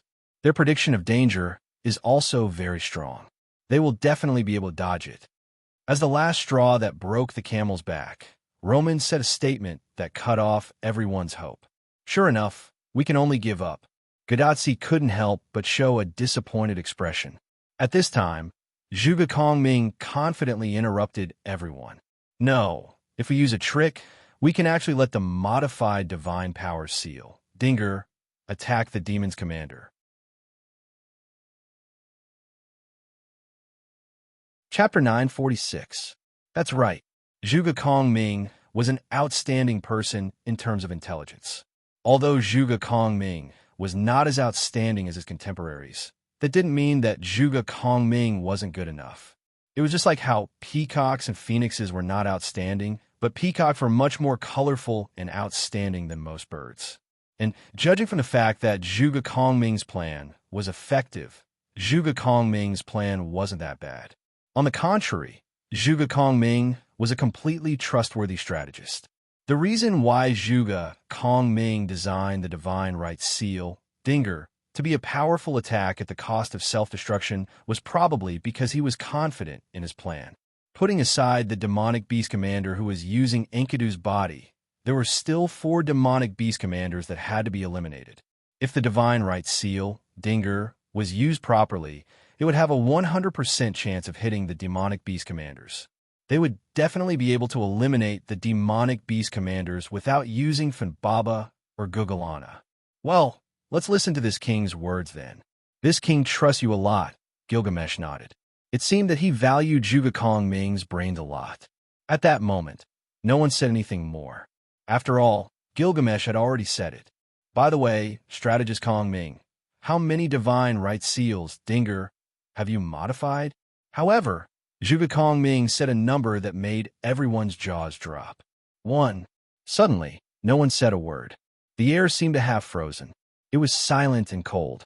Wuming, who was the first to react, reached out his hand and slowly covered his ears. What?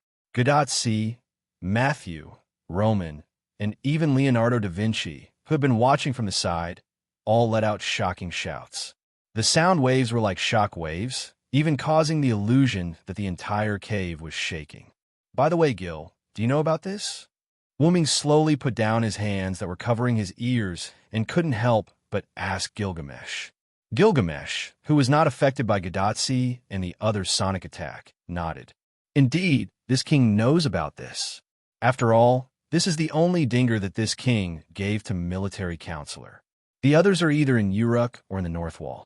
Immediately, everyone revealed a helpless expression. After all this time, it turned out that there was a problem on Gilgamesh's side. No. In fact, even if you give me more dinger, I can only modify one at the moment.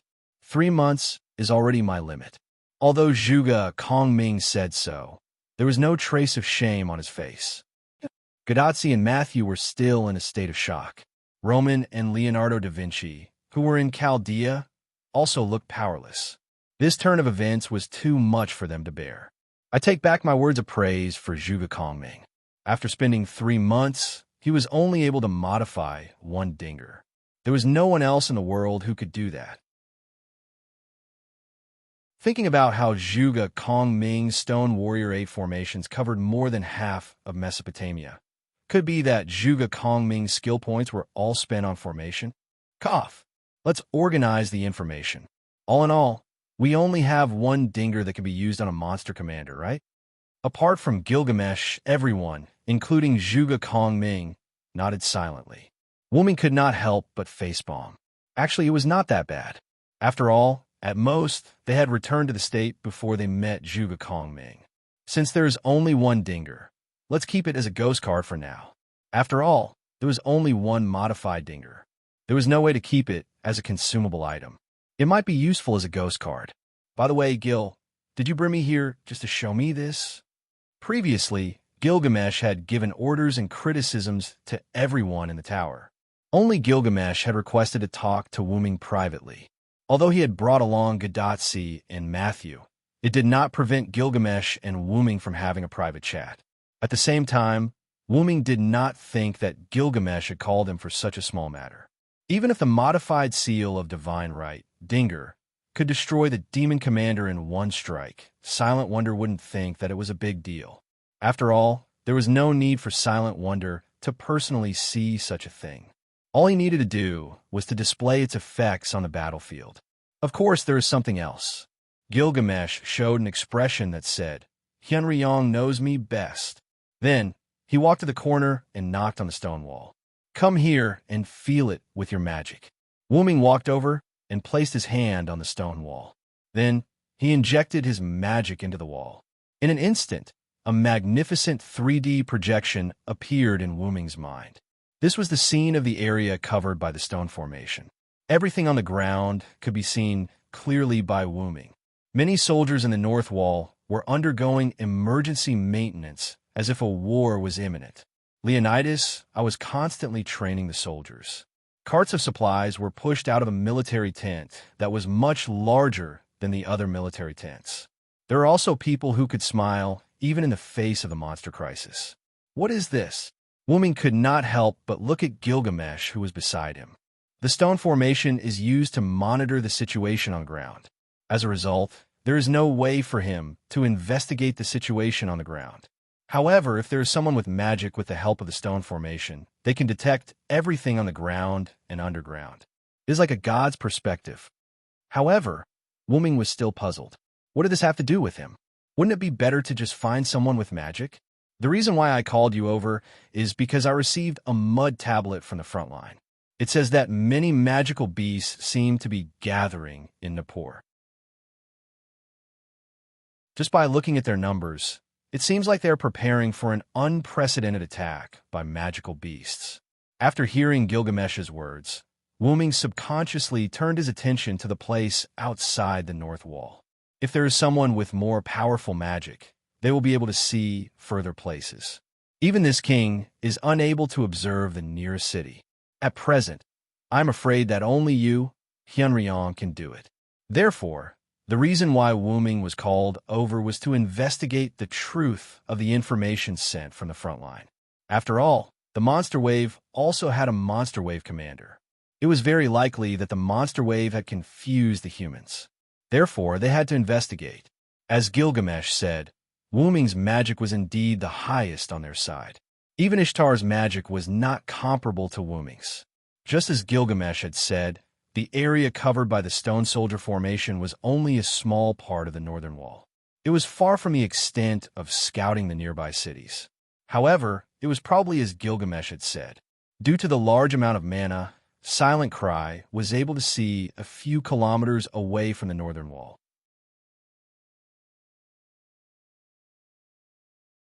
Chapter 9:47. Although he only caught a glimpse of it for a moment, the scene of magical beasts gathering and demons dancing was deeply imprinted in Wuming's mind. It was a city that had long been turned into ruins, and there were a large number of magical beasts of various shapes and sizes gathered there. The liger-type magical beasts roared at the sky, while the snake-type magical beasts breathed out on the ground. It was comparable to a group of demons dancing and 100 ghosts walking at night. The number of magical beasts shocked Wuming. There were at least tens of thousands of magical beasts. It was hard to imagine that so many magical beasts could gather in such a city. And from the glimpse just now, Wuming also saw that many magical beasts were still gathering there. It really looked like they were preparing for a big battle. Your information is correct, Gil. I saw a large number of magical beasts gathering in the ruins of Nippur. There are more than 10,000 magical beasts, and it's still increasing. Wuming could not help but frown. Oh, so it's like this. Gilgamesh frowned with his arms crossed in front of his chest. The magical beasts were really preparing for a big general attack. Kalis, can you project the scene I just saw from my mind? However, Kalis did not answer whether she could or could not. Instead, she began to execute Wuming's order. Yes, master. The dragon horn on Wuming's head fired a ray of magic at the wall. In an instant, a projected image appeared on the wall. It was the scene that Wuming had caught a glimpse of before. Wow, it's really a projection. Gudatsi shouted in surprise and trotted to Wuming's side. Sure enough, Miss Kalis is very powerful. Matthew was amazed. Although he did not run like Gudatsi, he still walked over, extracting the scene from Wuming's mind in an instant and projecting it. This once again proved that Kalis was an advanced magic dress. Sure enough, Kalis is a very advanced magic dress. If it was Leonardo da Vinci, it would not be possible to make it. Roman could not help but praise. However, for some reason, Roman's voice stopped abruptly as if fate had grasped his throat. I see, such an ability, it is indeed the work of the Gem Master. At this time, Leonardo da Vinci's voice came from Gudatsi's bracelet. Leonardo da Vinci's kiss? Gudatsi instantly felt that something was wrong. Not only Gudatsi, but Matthew, who was standing next to Gudatsi, was also shocked. At the same time, Roman, who was in Chaldea with his back facing Leonardo da Vinci, showed an expression that said, I'm done for. Leonardo da Vinci certainly could not make a magic dress like Kalis. This was an indisputable fact. However, although it was a fact, whether or not he could say it in front of Leonardo da Vinci was another matter. By the way, the content of this projection is really bad. Leonardo da Vinci's tone was deliberately serious, giving a feeling that he was using force. The reason why Leonardo da Vinci could see it was because the screen in front of Gudatsi and Roman was transmitting the image that Gudatsi saw to Chaldea through the bracelet-type communication device worn by Gudatsi. Although the image that appeared in front of Gudatsi and the others was only a few seconds, everything in the image was the same as what Wuming had described. If the magical beasts were serious and launched an all-out attack, the humans would definitely not be able to resist. The magical beasts had gathered in large numbers, and the place where the magical beasts gathered was the nearest city to the north wall, Nippur. Therefore, the magical beasts preparing to attack the north wall was the most likely scenario. That was why Leonardo da Vinci said that the situation was bad. However, Gadotsi and Matthew did not have time to pay attention to the current situation. They were concerned about Leonardo da Vinci, who was in Chaldea, and Roman, who had not spoken since Leonardo da Vinci spoke. Duh. Leonardo da Vinci, are you okay? Matthew did not dare to directly ask Roman about the situation. He could only beat around the bush. Could it be that Dr. Roman had been killed? Gadotsi and Matthew thought of the same thing. I am the genius Leonardo da Vinci. What could happen to me? Don't worry, I asked Roman to help me make coffee. Huh? Why is Leonardo da Vinci so calm this time? Gadotsi was quite puzzled. He did not scold or attack, but just asked Roman to help him make coffee. Could it be that Leonardo da Vinci had developed a resistance to such things? I will unilaterally close the communication. As for the magical beasts in the projection, Chaldea still has to conduct a detailed analysis. Maybe there will be an unexpected discovery. For example, with so many magical beasts gathered, where did the commander go? Okay, Leonardo da Vinci, you go do your thing in Chaldea. Then, Leonardo da Vinci unilaterally closed the communication. After the communication was disconnected, Gadotsi and Matthew were relieved. From Leonardo da Vinci's words, she did not seem to be angry this time. However, Wuming noticed some details and sighed helplessly in his heart. Roman, you have to hold on. In Chaldea's control room, Roman pulled Leonardo da Vinci's arm that was handcuffed to his neck. His face was a little red, and he struggled hard to not be strangled. Leonardo da Vinci looked at the screen in front of him with a smile.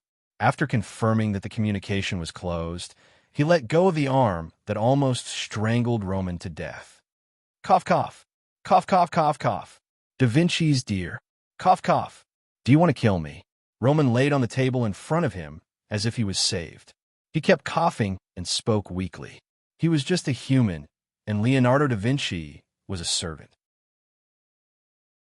Even the weakest servant's strength was not comparable to that of a human. It would be great if Mr. Roman could be strangled to death, Leonardo da Vinci said with a smile. People who didn't know would think that he was concerned about someone. Sure enough, Leonardo da Vinci said that he was fine, but his body was particularly in line with his thoughts. Roman felt that if it wasn't for the screen between Wuming and Leonardo da Vinci, even if the other party was Wuming, Leonardo da Vinci would still dare to go up. I have collected the projection just now.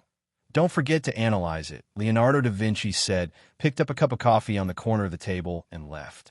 She really wanted to make coffee just now. Really, leaving things to me again. But when he thought that he just survived Leonardo da Vinci's capture, he didn't say anything more. Roman got up and went to the corner of the table, picked up another cup of coffee on the corner of the table. Leonardo da Vinci didn't just make a cup of coffee. Roman noticed that the staff of Chaldea had turned their eyes to him. Work hard. Then, he reprimanded them in a neither light nor heavy tone. Yes, sure enough, it didn't have much effect, but everyone still gave Roman face and immediately retracted their gaze. Only Roman, who seemed to have accepted his fate, returned to his seat tiredly.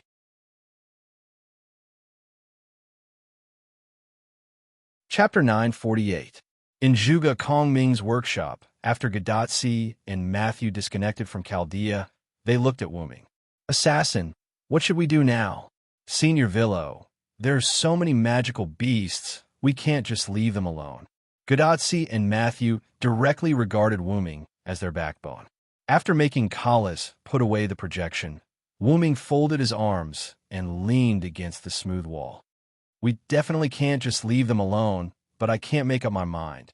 Under the puzzled eyes of Gadotsi and Matthew, Wuming raised his hand and pointed to Gilgamesh, who was standing on the side. Because of his clear vision, Gilgamesh didn't get close to Kalas's projection like Gadotsi and Matthew did. Gilgamesh naturally didn't move in the slightest. At this moment, although Gadotsi and Matthew were a little far away from Gilgamesh, they still saw Gilgamesh's expressionless face. Oh, it's over. It seems that our king Gilgamesh is angry. Wuming whispered to Gadotsi and Matthew with a mischievous smile. At this moment, Wuming resembled Merlin. But it was indeed their fault. The Uruk king was clearly here, and they knew that the magical beasts were about to attack. but they didn't discuss it with the king. Instead, they looked for someone else. This was a crime of disrespect. Gadotsi and Matthew couldn't help but gulp, and a trace of cold sweat appeared on their foreheads. Obviously, they remembered the scene when they first met Gilgamesh and were almost beaten to death. Noticing Gadotsi and Matthew looking at him, and then looking at Wu Ming's mischievous smile, Gilgamesh, who was originally thinking about something, instantly understood what was going on. "Don't worry about this, king. You two can discuss it with Hyunryong." Then, Gilgamesh walked to the other side and called Zhuge Kong Ming. "Counselor, tell this king about your plan for the dinger." "Yes, king." While talking, the two walked to the corner on the other side. "I was scared to death. I didn't expect King Gilgamesh to not hold me accountable." Gadotsi patted her slightly raised chest and wiped the sweat on her forehead with the other hand. Sure enough, Gilgamesh is really a virtuous king. Although he was strict with others, he was stricter with himself. However, Matthew's words seemed to have exposed something. Could it be understood that she had never regarded Gilgamesh as a virtuous king? In short, as you can see, my status in the Uruk is actually not low, so you don't have to worry about making Gil unhappy by discussing it with me. Gadotsi and Matthew both looked at Wu Ming with resentment. At this moment, the two of them knew that Wu Ming obviously guessed this result, which was why he stood by and gloated. But when it was time to deal with business, they still had to deal with business. "By the way, assassin, what should we do in the face of the demonic beast attack this time?" Because she became the governor of Emperor Nero in the Roman singularity, Gadotsi had a little experience in this kind of large-scale battle, but Gadotsi was still better at small team combat. After all, she was the master. However, even Gadotsi could see that with so many demonic beasts, and with the help of the demonic beast commander, it would be easy to break through the North Wall. This was no longer a question of whether they could defend the North Wall. The number of demonic beasts was like a natural disaster. Even if they used 300 people to stop tens of thousands of people, Leonidas I, who was good at defense, couldn't stop the natural disaster, right? If I can do it, then it will be easy. Although Wu Ming could probably stop these demonic beasts by using the method he used to kill the demonic beast commander, Yelidim, the North Wall might completely collapse. In other words, there would be no way to defend the North Wall next time. Moreover, this was the situation without taking into account the demonic beast commander. If there was a demonic beast commander, then the situation would be even worse. I think that the reason why the demonic beasts gathered together and prepared to launch an all-out attack is probably because the number of demonic beasts in the southwest and northeast wall was greatly reduced. They even lost 2 demonic beast commanders, so the other side is probably anxious. That's why they were preparing to take down the Uruk from the North Wall in one fell swoop. Let the Feathered God and Ishtar support the North Wall. Let Ishtar release the Sky Bull. During this time, I will try to find Baba. At that time, the North Wall will definitely be defended. Maybe we can even use this opportunity to kill the other side. As we said that, a cold light flashed in the corner of our eyes. There were only 5 demonic beast commanders left, including the one using Enkidu's body. If they gathered their strength, it wasn't impossible to eliminate all the demonic beast commanders. However, at this time, Gilgamesh interrupted Wu Ming's words. "I'm afraid that's not possible." Wu Ming, Gadotsi, and Matthew turned their heads to look at Gilgamesh, who was walking towards them. Behind him was Zhuge Kong Ming, who had a worried expression, as if something big had happened. Gilgamesh was holding a clay tablet in his clawed hand. His body was surrounded by the golden ripples of the Gate of Babylon, and the tablet looked like it had just been taken out of the Gate of Babylon. This king's tablet can be connected to the words on the tablet that this king left in the Uruk. In short, it was like a modern text message. Gilgamesh casually threw it to Wu Ming. The owner of the tablet in the Uruk is Siduri. This is an emergency communication tool prepared in case something happens when this king goes out. After all, the magical beasts had changed a lot. Although Gilgamesh still went out during his rare free time, he would also leave an emergency communication tool. While Wu Ming was reading the message on the tablet, Gadotsi and Matthew also came over. However, the two of them couldn't understand it, so they could only let Wu Ming read it to them. The jungle is in an emergency. A large number of magical beasts are attacking. Wu Ming couldn't help but frown. After so many magical beasts in the poor city in the north, they could still arrange magical beasts to attack the jungle in the south. How many magical beasts did the goddess of Warcraft produce? Wu Ming finally understood. The plan of the magical beast commanders had never changed. Just as Merlin said, the magical beasts might set up multiple routes as the main force to encircle and attack. The magical beasts gathered in the poor city were indeed the main force, but the main force couldn't be in one place. As long as the magical beast commanders had enough soldiers, the main force could be set up in multiple places. The magical beasts attacking the jungle in the south were another main force.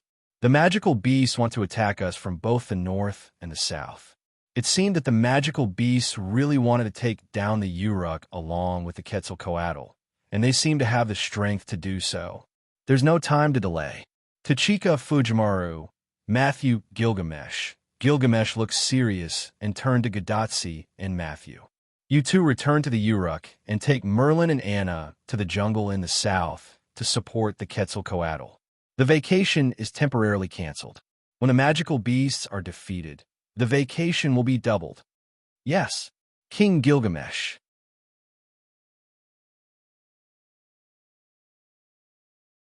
Chapter 949. Gadatsi and Matthew responded, but just as they were about to move, Wu Ming pressed on their shoulders. I'll send you there. Wu Ming had been to the southern Quetzalcoatl's jungle and also to the Uruk. He could use the portal to pick people up and send them directly to the southern jungle. However, Gilgamesh rejected Wu Ming's suggestion. No, you have other more important tasks, so you must stay here.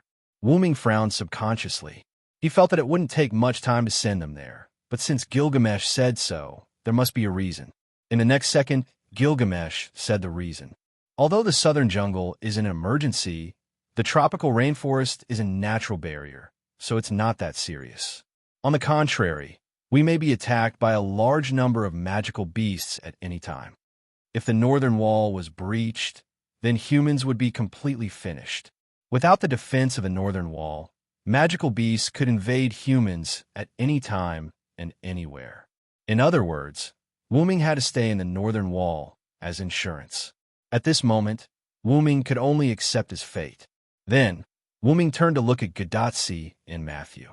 In that case, you can only find a way to rush to the southern jungle. Don't worry about this.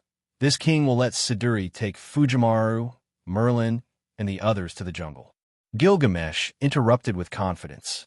As for how to send Gadatsi and the others to the southern jungle, Wu Ming didn't know. But since Gilgamesh said so, it must be certain. With his hands crossed, Gilgamesh walked in front of Gadatsi and Matthew, and his tone became stern.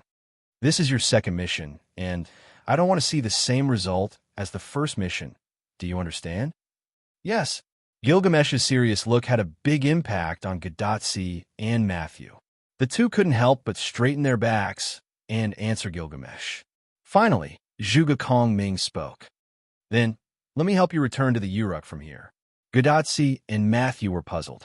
It was already very fast to pass through the passage. Did Zhuge Kongming have a faster way? Zhuge Kongming came to one of the 8 stone platforms placed in the center.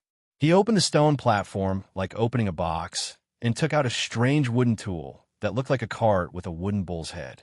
Following the same pattern, Zhuge Kongming took out another similar tool from another stone platform as if he was opening a box. However, this tool had a wooden horse's head. Mr. Kongming, what's this? Matthew didn't recognize what it was.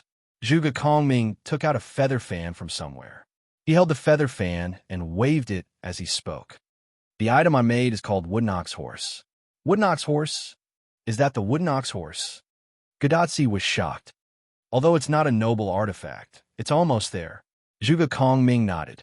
He wasn't surprised that Gadatsi and Matthew from the future knew about the Wooden Ox Horse. Anyone who had read the novel Romance of the Three Kingdoms or knew about Zhuge Kongming would know about the existence of the Wooden Ox Horse. However, there were different opinions about the inventor. Some said that Zhuge Kongming's wife, Huang Yueying, invented it. Some said that Zhuge Kongming invented it himself, and some said that the two of them invented it together. But who invented it wasn't the main point. The main point was that the wooden ox horse was a transportation tool that wasn't worse than modern times. It could travel 30 miles for groups and dozens of miles for special travelers. That was the evaluation of the wooden ox horse. The general idea was simple and clear. Anyway, it could quickly transport goods. As long as the two of you sit on it, you can reach Uruk from the passage in an instant. Huh? Gadotsi and Matthew were shocked by Zhuge Kongming's words. Could it really be that fast? Seeing a trace of doubt in their eyes, Zhuge Kongming didn't explain too much. They would know after using it. Anyway, the two of you sit on it first. Zhuge Kongming waved his feather fan, and the two wooden ox horses beside him instantly moved. They rushed directly behind Gadotsi and Matthew, gently bumped their legs, and directly put the two people who subconsciously squatted in the back pocket of the wooden ox horse. Wait a minute, it's a little crowded. After all, it was used to transport goods. Although it could carry people, the space on the back of the wooden ox horse was a little narrow. The two couldn't adjust their bodies for a while. It was as if their butts had sunk into the toilet bowl, and they looked quite embarrassed at the moment. Fortunately, Gadotsi was wearing a formal dress, and Matthew was wearing a heroic spirit costume. Otherwise, they would definitely be exposed. However, even if they weren't exposed, the embarrassment brought about by the limited cooperation between the two of them could still stimulate some perverted desires. Before Gadotsi and Matthew could fully adjust their bodies, Zhuge Kongming immediately ordered the wooden ox horse. There's no time to lose, let's go. In an instant, the two wooden ox horses carrying Gadotsi and Matthew rushed directly in the direction of the gate that everyone had entered before at a speed faster than a modern sports car. But strangely, there was a wall there.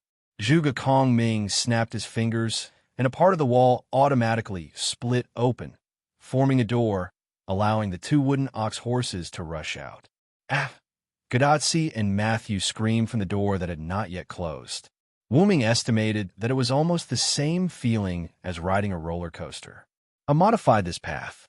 Not only can it shorten the distance and increase the speed of travel, but it's also a branch that my stone formation 8 formations can cover underground. More importantly, this path can make the wooden ox move faster. I see. That's why it can return to the Uruk in an instant. Wuming nodded silently, but Wuming was quite interested in the branch that Zhuge Kongming mentioned. According to Zhuge Kongming, Stone Army 8 formations probably relied on this so-called branch to extend and cover more than half of Mesopotamia. Counselor, is there only one branch? Wuming felt that since this passage was a branch that covered more than half of Mesopotamia, there should be more than one. After all, this branch alone couldn't cover all of it. This passage is specially connected to the Uruk, and there are 7 other endings that connect to 7 places on the northern wall.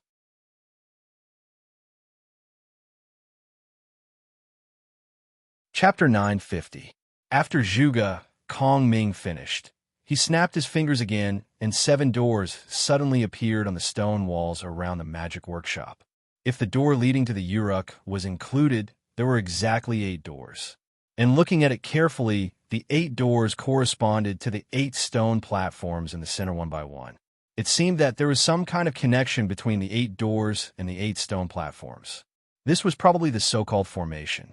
These 7 tunnels were opened by me using wooden oxen and flowing horses. They extend in all directions and cover the land behind the north wall. It turned out that wooden ox could be used like this. It was worthy of being a prop made by a servant. It could be used as a tool to dig tunnels. It was really tough. Moreover, the passages of the other 7 doors are completely connected to each other. So, the soldiers in the north wall can be deployed quickly. In other words, the passages of these 7 doors were the same as the one connected to the Uruk. It had a similar effect of acceleration. According to Zhuge Kongming's previous statement, the ends of these 7 passages were connected to 7 places near the north wall. In this way, these passages could not only be used as branches for the stone formation to cover the underground, but also allow the soldiers to move quickly. Deployment, support, supply, etc. could be completed very quickly. Moreover, these passages were connected to 7 places in the North Wall. With Leonidas' defense and Zhuge Kongming's strategy, it was not unreasonable for the North Wall to not be breached until today. My king, do you want to go to the North Wall or return to the Uruk? I still have 6 wood knocks. No matter where you want to go, I can send you there in an instant. Of course it's the Uruk, idiot. This king is relieved to leave the North Wall to Leonidas. But if his king and Siduri are not in the Uruk, it will be chaotic. This was not a lie. Although Gilgamesh going to the North Wall could increase the morale of the soldiers, the overall situation was still more important. As Gilgamesh just said, Siduri will take Gadatsi and others to the southern jungle. If there was no one in the Uruk who could control the overall situation, something would definitely happen. But this king doesn't need your wood knocks. This king can go back by himself. After Gilgamesh finished, he threw himself into the door and was buried in the darkness of the passage. But after seeing how Gadatsi and Matthew were sent back, who would want to ride Zhuge Kongming's wood knocks? In that case, I will go directly to the North Wall. After stretching his body, Wu Ming looked at Zhuge Kongming. Is there a direct passage to the surface? You could go directly to the North Wall. Wu Ming was going to go to the North Wall to see the situation before making a decision. However, when Wu Ming left, the North Wall was not built yet, so Wu Ming couldn't use the portal. Moreover, this place was still deep underground. Although Wu Ming had the ability to drill out of the ground, he couldn't really do it. Zhuge Kongming seemed to be a little obsessed with the wood knocks. Gilgamesh didn't succeed, so Zhuge Kongming started to attack Wu Ming. I can use it, however, Zhuge Kongming just said a few words, but he was directly interrupted by Wu Ming. No, I'm quite confident in my speed. The scene fell into silence. I see. In that case, follow my wood knocks. It will guide you to the right way to the North Wall. Please. After that, Zhuge Kongming opened another stone platform and took out a new wooden ox, and Wu Ming followed the wooden ox into one of the 7 passages. So what should I do next? Zhuge Kongming muttered to himself. After all, Gilgamesh didn't give him any orders before leaving. While thinking, Zhuge Kongming couldn't help but turn his eyes to the only modified divine power seal, Dinger, placed in the center of his workshop, and fell into silence. On the other side, Wu Ming, who was moving very quickly with the wooden ox, also found the light in front. We probably reached the surface. At the same time, Wu Ming also found that the wooden ox that led him began to turn back. It seemed that he should have reached his destination. Kalas, can you speculate our current location? Wu Ming's dragon horn headdress made a beep sound. Then it turned into a female voice. Master, we are currently near the Euphrates River. There are life signs around us. The characteristics of life signs are human. Preliminary inference is that this place is similar to the rear supply barracks. It seems that the wooden ox didn't take Wu Ming to the North Wall. It just gave Wu Ming a random exit that connected to the surface. However, this was indeed in line with Wu Ming's previous request. But Wu Ming thought that there were no additional exits. He originally thought that he would reach the North Wall when he reached the surface. It turns out that there are other exits besides the North Wall. Zhuge Kongming didn't even say anything, but thinking about it carefully, Zhuge Kongming did only say that the end of the 7 passages is located at the North Wall. Zhuge Kongming didn't lie, but at the same time, he didn't say everything. In short, although Wu Ming wasn't indirectly cheated by Zhuge Kongming, it was still a small joke that wasn't serious.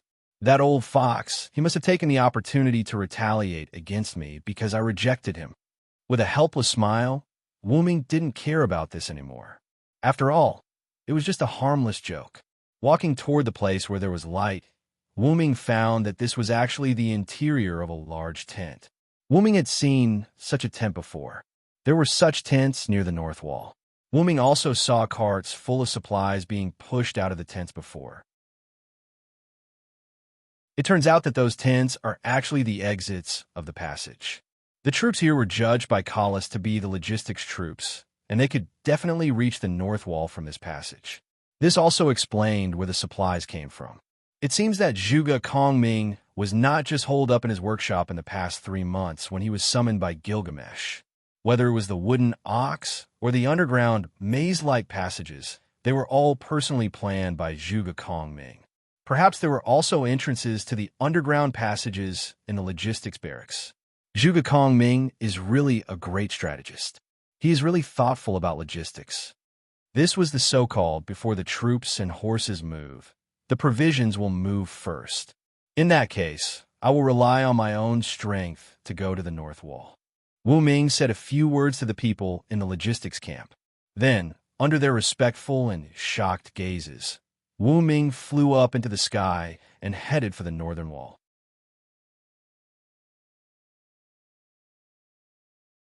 Chapter 9:51.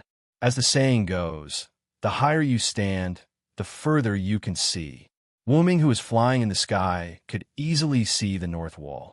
Wu Ming once again sighed as he looked at the north wall that traversed the east and west of Mesopotamia, not far away.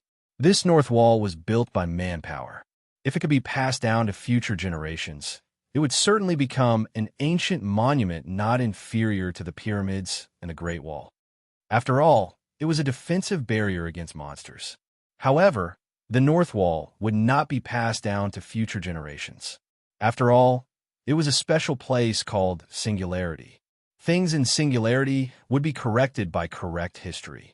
Perhaps it would be more serious than the legendary hanging courtyard of Babylon. The north wall would be completely lost in the long river of history. However, he still had to overcome the difficulties in front of him. Otherwise, forget about future generations. The entire history of mankind may disappear. Kalas, help me find the place with the most prominent signs of life as a landing point. The most prominent signs of life represented the most people. In this case, the chances of encountering the commander of the North Wall would be higher.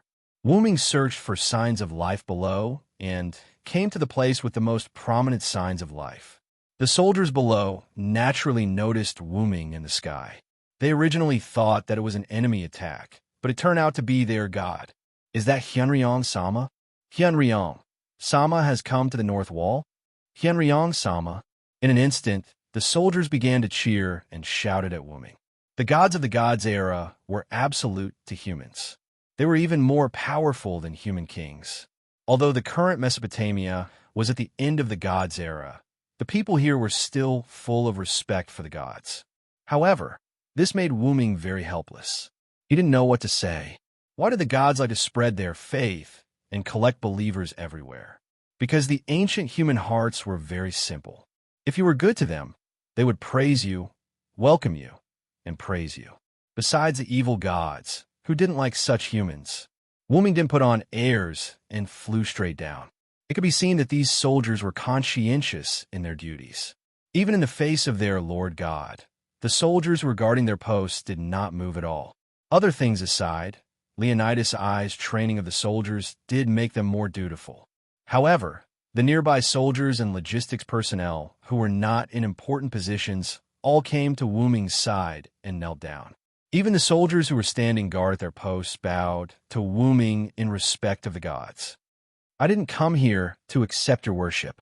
All of you, return to your posts. You are the front line, and the safety of the rear is at stake.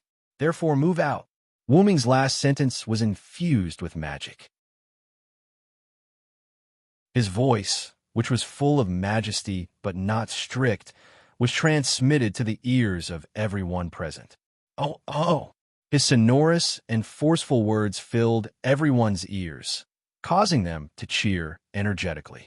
Although, in accordance with the will of the god, everyone returned to their posts. Sir Hyunryong, why are you here today? A rough voice with a hint of delicacy came from afar. Wu Ming looked up. It was a brawny man with most of his skin exposed.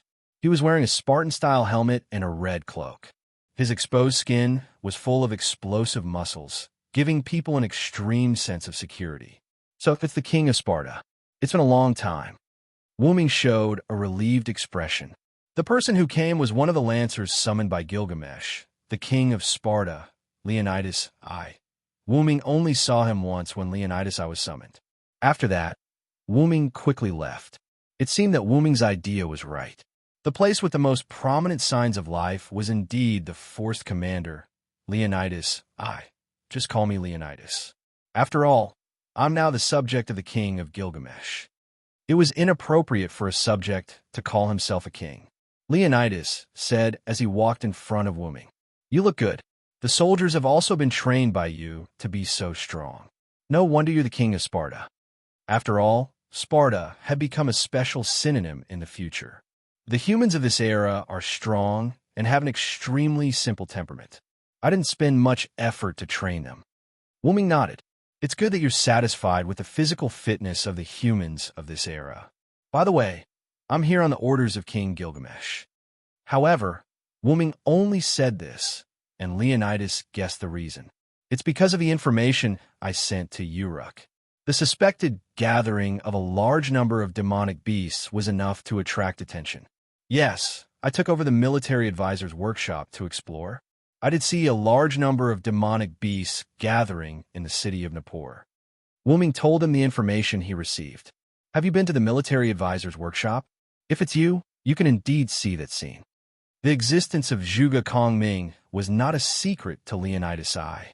When Gilgamesh summoned again and selected many servants to carry out the decapitation plan, Leonidas I, who was burning with passion, also wanted to participate. This kind of suicidal behavior was similar to Leonidas I leading 300 people to fight against the Persian army. It could be said that it was the most exciting thing to arouse Leonidas I's passion. In the end, he was stopped by Zhuge Kongming, who advised him. Only then did Leonidas I settle down. After all, as a defensive talent who led a mere 300 people to delay the Persian army until the allies retreated, how could he be a suicide squad? The most important thing to highlight Leonidas I's value was the defense against the demonic beasts in the North Wall. And Leonidas I did not disappoint everyone's expectations of him, and he did not disappoint himself. He successfully led the humans to resist the attack of the demonic beasts for half a year. However, this time it's really a total attack of the demonic beasts. Leonidas I's face, which could not be seen by others because of the helmet, showed a trace of relief. He also guessed that this would be the result. As a soldier, a king, Leonidas I had been collecting information from Uruk, and he was also aware of the turmoil in the southwest and northeast. The attacks of the demonic beasts in both places ended in failure. Perhaps the only choice was to gather the demonic beasts to attack the North Wall. If this dragged on, it would indeed have a negative impact on the demonic beasts. Not only that, just now, we received news that the territory of the Quetzalcoatl has also suffered a fierce attack from the demonic beasts. Chaldea's group has been sent by King Gilgamesh to support them. Could it be? Leonidas I seemed to have thought of something, and his voice became surprised. It's probably as you think. The demonic beasts are preparing to attack the humans from all directions, and, at the same time, eliminate the Quetzalcoatl. To be able to attack the remaining humans in Mesopotamia from the north and south, and also prepare to eliminate the pillar goddess of the Three Goddesses Alliance. The other party must have sufficient confidence to do so. In this way, the number of demonic beasts was probably unimaginable. This is really crazy. Leonidas gasped. But isn't this also the beginning of our counterattack? If the demonic beasts were to attack in full force, the remaining 5 demonic beast commanders would definitely appear. After all, the battlefield was split into the southern forest and the north wall.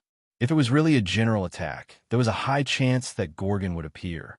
If Wu Ming and the others took the opportunity to eliminate Gorgon, who had Tiamat's authority, then the humans in Mesopotamia would be able to overcome this crisis. Among the Three Goddesses Alliance, the Quetzalcoatl was the most rebellious and stood on the side of the humans. The underworld goddess Ereshkigal could not leave the underworld. More importantly, Ereshkigal's attitude towards the humans was similar to that of the Quetzalcoatl. Although they had only met once, Wu Ming's intuition told him that Ereshkigal was a goddess who wanted to help the humans. It was probably like how the Quetzalcoatl was preparing to use her own methods to save the humans. Therefore, as long as the demonic beasts and the goddess of demonic beasts were eliminated, then they could deal with Ereshkigal, who was thinking for the humans. At that time, when she found out that 2 of the 3 goddesses had been defeated by the humans, and she became a threat to the humans in Mesopotamia, Ereshkigal would probably give up on being the enemy of the humans. Because there were enemies that threatened the humans, Ereshkigal would provide special assistance to the humans. But if one day, all the enemies that threatened the humans disappeared, and her special method of assistance became the last enemy that threatened the humans, was there a need to continue? With Ereshkigal's dignified personality, she would probably stop. Therefore, it was not a bad idea to wipe out the forces of the magical beast goddess that had come out in full force. While thinking, Wuming said, "That's why Gilgamesh sent me to the North Wall." As for whether it was Gilgamesh's idea, it didn't matter. Anyway, Gilgamesh would definitely allow Wuming to act on his own. So that's how it is. Leonidas, I also understood what Wuming meant. This was indeed a good way to deal with the goddess of magical beasts, and it was to deal with her in one go. But you have to be prepared, because I'm the only one who can support the North Wall. These words surprised Leonidas I again. Northwest is Abif Mountain, the territory of the mistress of the heavens, goddess Ishtar. There was a big change in that direction before. It should be because you and Ishtar fought. I heard that goddess Ishtar has been subdued by you. Can't she come to support you? Probably because of the existence of the feathered serpent god, the accelerated tunnel, and other convenient means of communication. Leonidas, I had already received the news that Uruk Hyunryong has subdued the mistress of the heavens, goddess Ishtar. Wuming didn't mean to hide it, and since Leonidas I also knew about this, then Wuming had to inform Leonidas I about the specific situation. Indeed, as you receive the news, goddess Ishtar is now on our side, but she's not free. When I was flying in the sky just now, I sent her a message. I asked her to support other places. Is it the territory of the southern feathered serpent god? Isn't there already support from Chaldea there? Leonidas, I was quite puzzled. Although the enemy was divided into 2 parts to attack, the North Wall was much more dangerous and important than the forest of the feathered serpent god. Leonidas, I didn't understand. How could Wuming ignore the overall situation? However, the truth was not what Leonidas I thought. I didn't ask her to support the feathered serpent god. Then, Wuming looked to the southeast. I asked her to go to the Persian Gulf.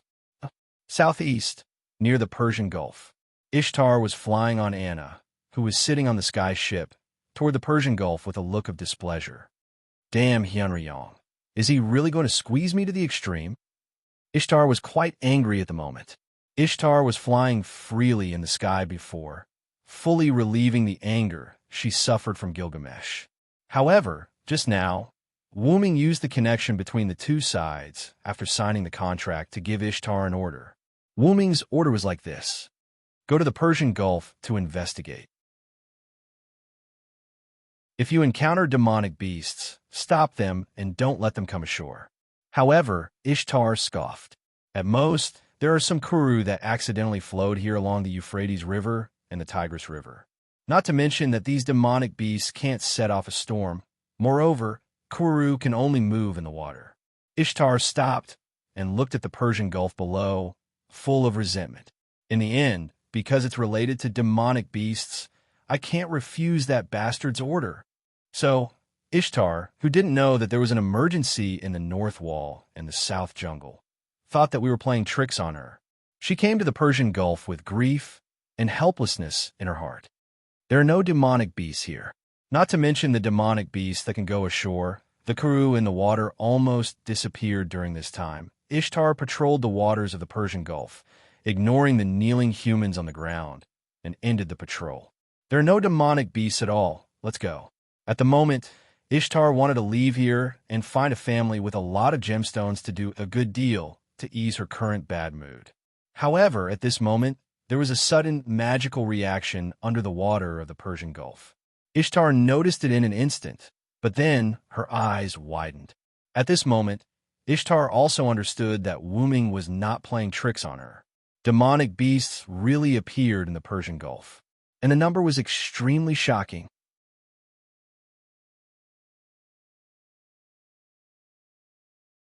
Chapter 952.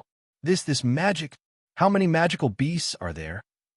Feeling the rapid emergence of a large amount of magic in the Persian Gulf, Ishtar's voice could not help but tremble. The magic emitted by each magical beast was not amazing. What shocked Ishtar was the number of magical beasts emitting magic.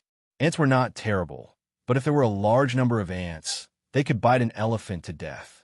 However, not to mention biting an elephant to death, if there were enough ants, they could drown an elephant just by relying on their numbers. The amazing magic that emerged from the Persian Gulf was caused by the convergence of a large number of magical beasts. Because of the large number of magical beasts emitting magic, the surface of the Persian Gulf even became a little turbulent, like the coast was about to be hit by a storm. The people at the Persian Gulf Observatory also noticed the turbulence in the Persian Gulf and went to the seaside to check the situation. However, they saw a figure emerge from the Persian Gulf. There are humans in the sea. Looking at the figure, it seemed to be a woman. The people who saw this scene were shocked.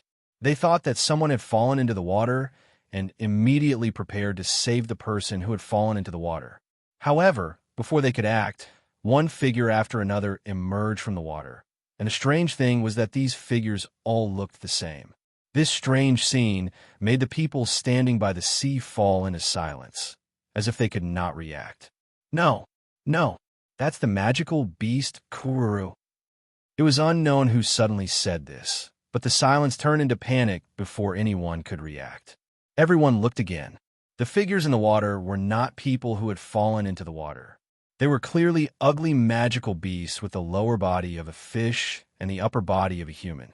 After all, even if there was only one magical beast, it was extremely fatal to non-combatants like them. Not to mention that there was more than one here.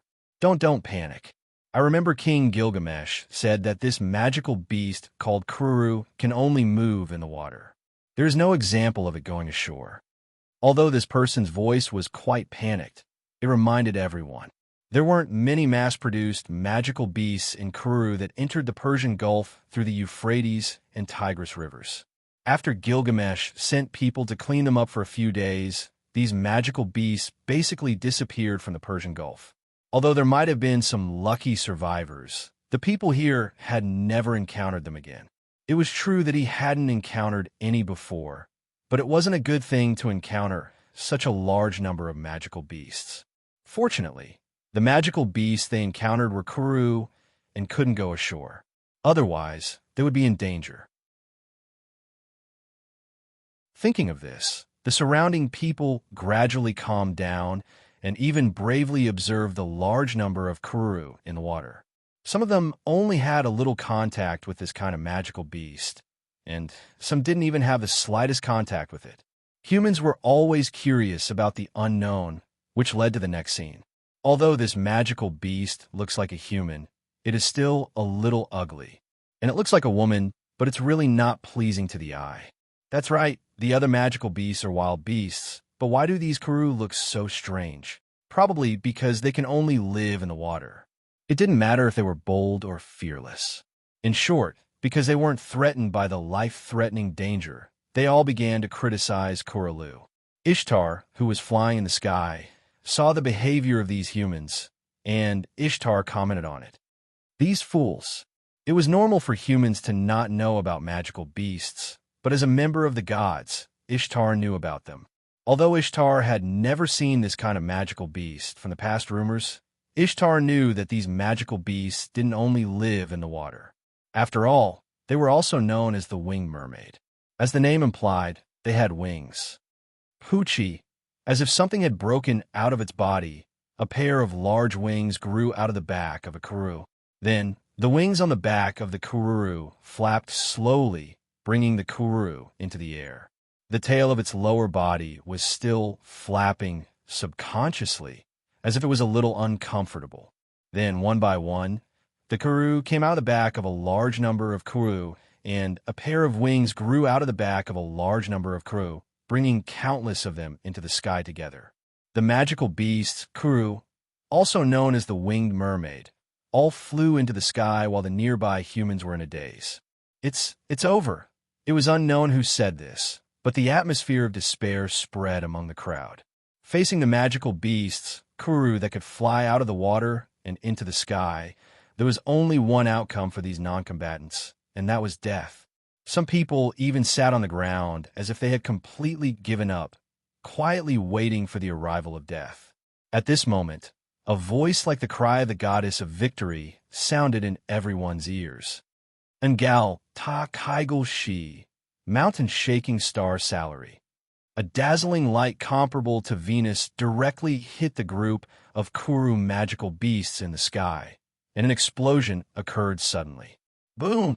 The light covered everyone's eyes, and in the next second, the crowd screamed in panic.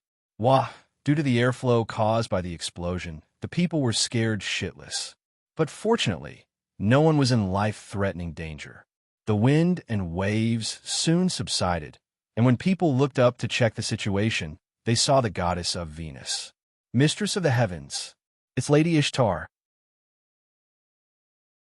It's Lady Ishtar, the goddess who often plunder my family's gems. Lady Ishtar saved us. Ignoring some of the strange sentences, Ishtar's ears were filled with the cheers of the humans for her.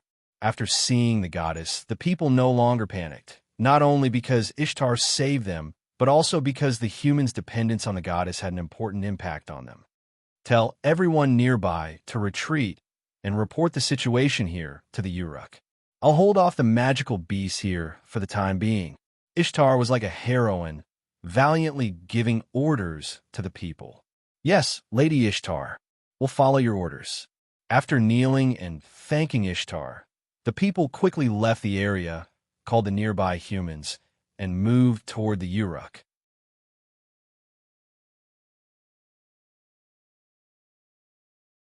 Chapter 9:53. At this moment, Ishtar, who noticed that everyone had left, was elated. Yes, I wanted to say this for a long time. Acting cool is indeed the best. My prestige has been spread once again. At this moment, Ishtar seemed a little unreliable. However, Ishtar was not arrogant enough to think that she could eliminate all the demonic beasts in the Persian Gulf with a reduced version of her relic. Ishtar turned her head to look at the Persian Gulf. The smoke from the explosion gradually dispersed. As expected, there were still many Kuru in the sky above the Persian Gulf. These were not the Kuru that Ishtar had hit. Those Kuru that were hit by Ishtar had fallen into the water. It was unknown whether they were dead or alive.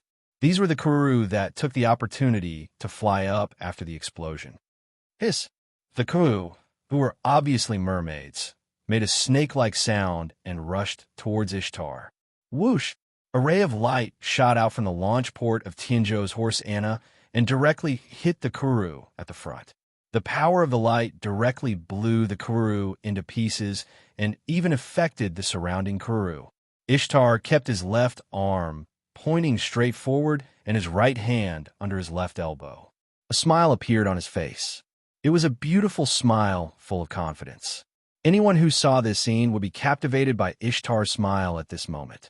Unfortunately, only the unromantic and extremely ugly Kuru could see this scene.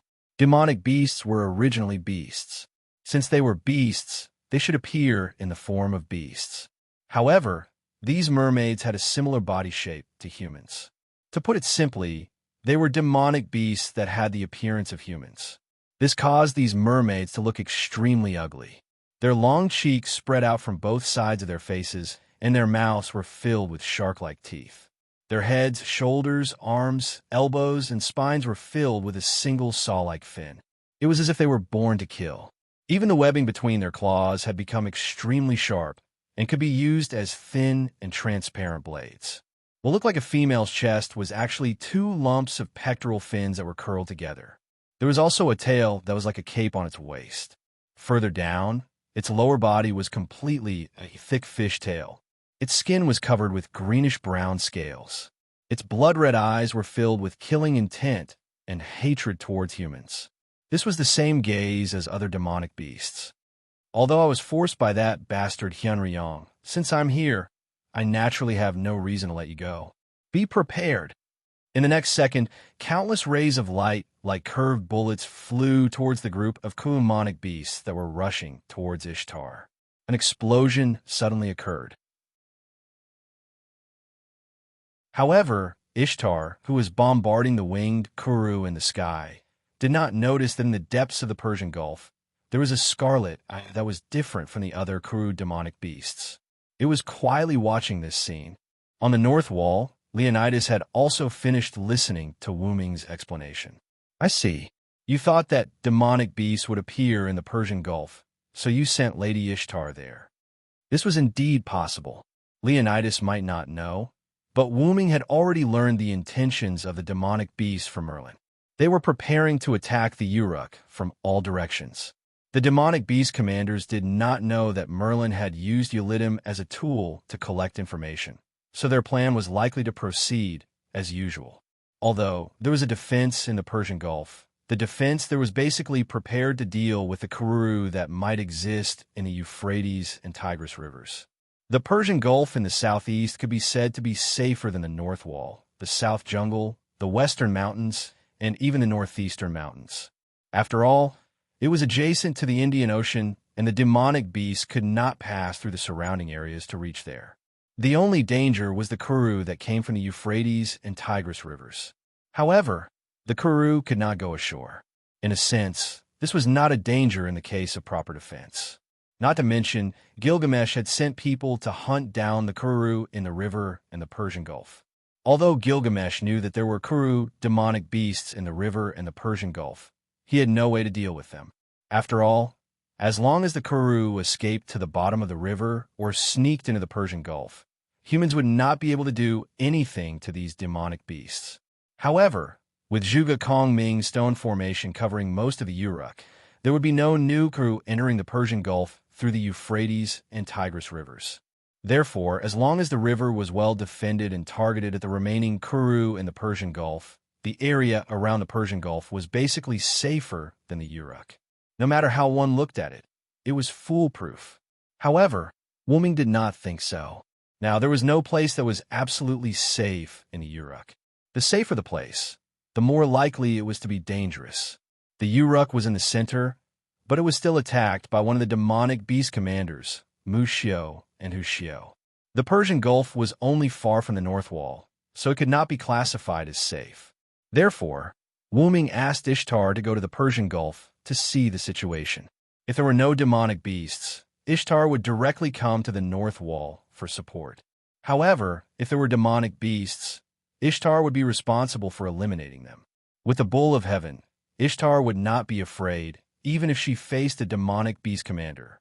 No, meeting a demonic beast commander was what Wu Ming wanted. Because this way, he could take advantage of this opportunity to eliminate another demonic beast commander. But this is also good. If there are demonic beasts there and no one to deal with them, the Uruk and even the entire Mesopotamia may be completely finished. If a large number of demonic beasts or even demonic beast commanders appeared in the Persian Gulf, whether it was the North Wall or the Quetzalcoatl in the southern jungle, they would not be able to provide support to the Persian Gulf. Needless to say, the southern jungle would have already started fighting with the demonic beasts. As for the North Wall, they would probably have already started fighting with the demonic beasts. For the same reason, there would be no way to send reinforcements. Just as Leonidas was sighing, Wu Ming noticed that Ishtar's magical power was being drained by a large amount from the contract he signed with Ishtar. It seemed that Wu Ming was right. Demonic beasts had appeared in the Persian Gulf, and there were a lot of them. Otherwise, Ishtar would not have to spend so much effort. It seems that Ishtar has already started fighting with the demonic beasts. I can feel that she is using a lot of magical power from the contract. Leonidas could not help but feel excited. It seems that you are right, Sir Hyunryong. But just as Leonidas was in awe again, the ancient clock hanging high up on the northern wall rang out crisp and incessant. Dang, dang, dang, dang, dang. As the clock rang, the soldiers on the north wall who were on alert shouted, "The demonic beasts are coming."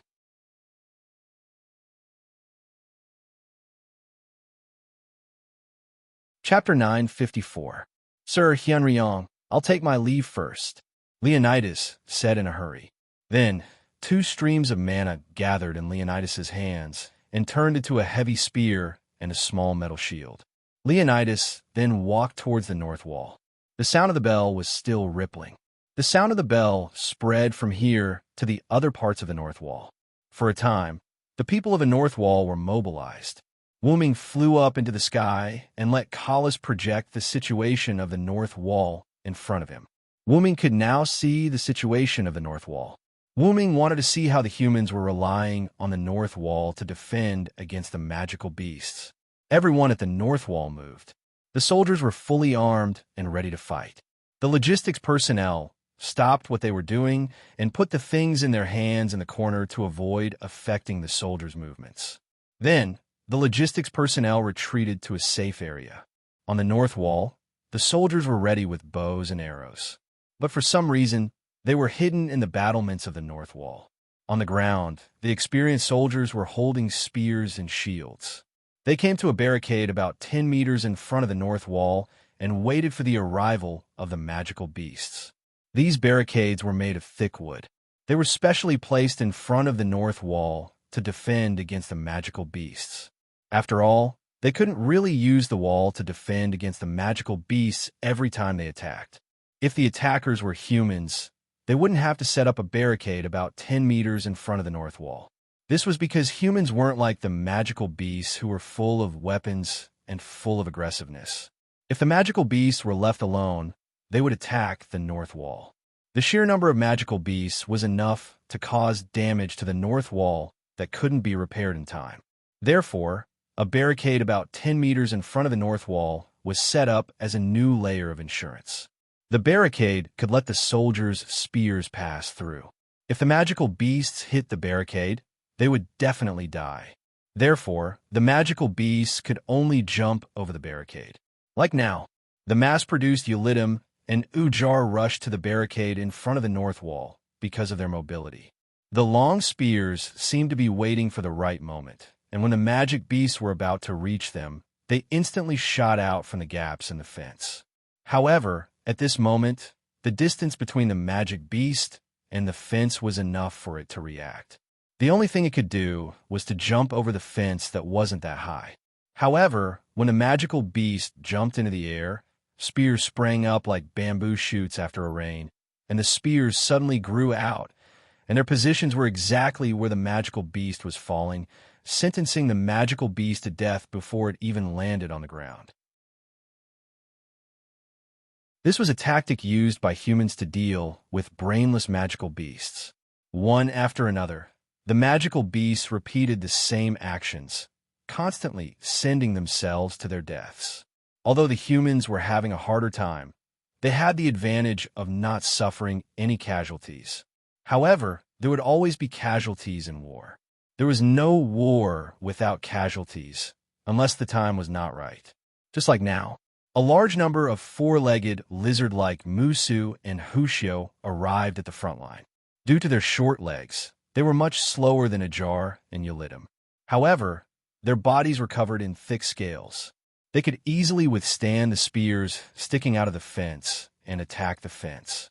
Immediately after, a red, short, and thin three-headed snake darted out from Mushio and Hushio's body, slithering through the gaps in the fence where the humans had placed their spears. Its spring-like body directly bit towards the humans' throats. These short, slender three-headed snakes were none other than the mass-produced magical beasts that had followed the mass-produced magical beasts to attack the temporary stronghold in the northeast, Musumaf. However, many of the soldiers present had been through hundreds of battles, especially the soldiers at the front. They were all veterans who had lived for half a year. Although the humans did not come up with an effective plan to deal with Musumaf, the soldiers had figured out the characteristics of these short and thin Musumaf. After they were ejected, they would be in a state of pause for a short while, as if the ejection had used up almost all the strength in their short and slender bodies. Taking advantage of this opportunity, the soldiers could use the spears in their hands or the swords at their waist to kill them. However, even an old horse would stumble sometimes. Due to fatigue, distraction, and various other reasons, some of the soldiers did not react in time and were bitten in the throat by the three-headed snakes. They instantly collapsed to the ground as if they had lost all their strength. Blood gushed out like a fountain. But in the next second, the three-headed snakes that had bitten the soldiers were pierced by spears and 3 of their heads were chopped off. This was done by the soldiers behind the soldiers who had fallen to the ground. The soldiers in the second row were all veterans. No one gave any orders. When the soldiers at the front were injured or killed, the soldiers at the back had to replace them. If there were any magical beasts, they had to kill them. This was the result of the tacit understanding between the humans after fighting against the magical beasts for half a year. However, because the number of Musu Maphis was much more than what they had encountered in the past, the soldiers who had never experienced such a situation gradually felt uneasy. More and more soldiers were killed by the Musu Maph's sneak attacks. The Musu Maph also became faster and more powerful as they crashed into the fence. Moreover, due to the large number of Musu Maph, the formation of the human soldiers was disrupted. Many of the Ujers and Ulidim stepped on the back of the Musu Maph and jumped over the fence to reach the area between the northern wall and the fence. For a moment, the area in front of the northern wall that had been attacked by the magical beasts was filled with such scenes. Looking at this scene, Wu Ming furrowed his brows. However, he did not choose to take action. Instead, he continued to observe the situation quietly. Firstly, the commander of the magical beasts must be somewhere watching this scene. Wu Ming did not need to deal with the magical beasts in front of him. Instead, he needed to deal with the magical beast commanders that could not be replicated and posed a fatal threat to the humans. Secondly, if the humans needed the help of the gods just because of this level of attack, Wu Ming would be very suspicious of how the northern wall had lasted for half a year. Humans were existences with endless possibilities. How could they be captured just because of an attack of this level? Sure enough, in the next moment, the humans began to counterattack. Bang, bang, bang. 3 metallic sounds echoed throughout the northern wall. Wu Ming focused his gaze and saw that it was Leonidas who had climbed up the northern wall and was knocking on his shield. When the soldiers heard the 3 knocks, they didn't hesitate to retreat back into the north wall. Naturally, the magical beasts would not give up such an opportunity and began to pursue. However, in the next second, they were greeted with a rain of arrows.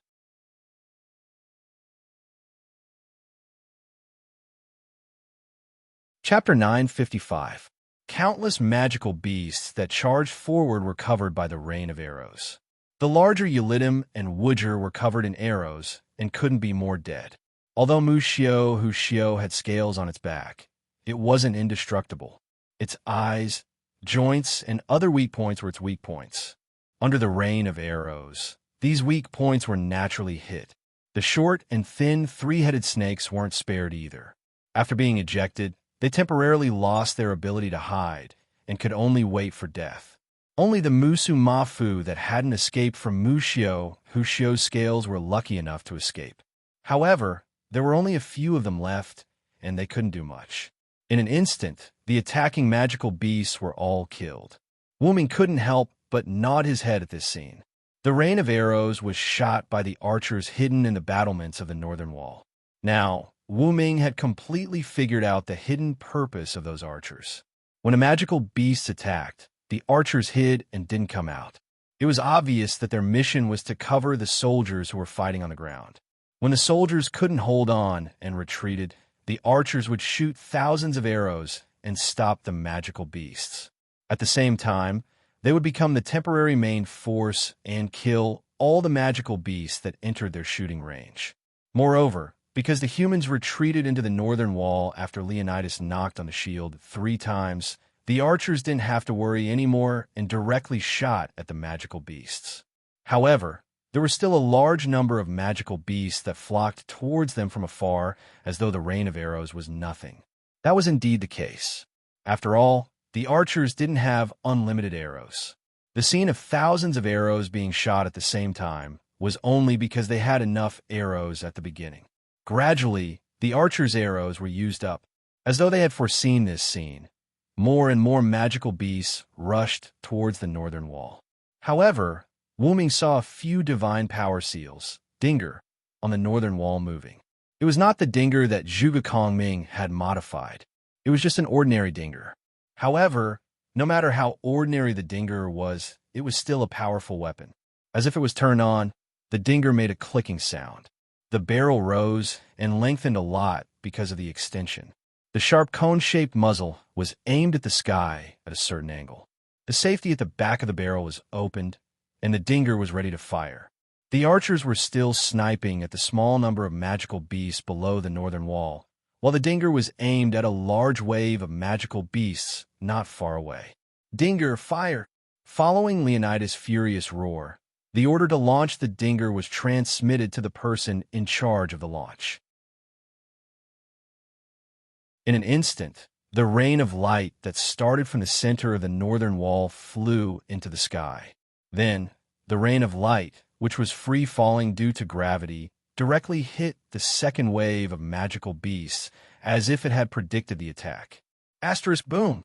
Asterisk, although it wasn't as big as the mushroom cloud, it was still a spectacular explosion in the wilderness north of the northern wall. The second wave of magical beasts was almost completely annihilated. Then, several gates on the northern wall were opened again. Many logisticians and even soldiers came out from the gates. The soldiers went straight to the magical beasts that had escaped the net.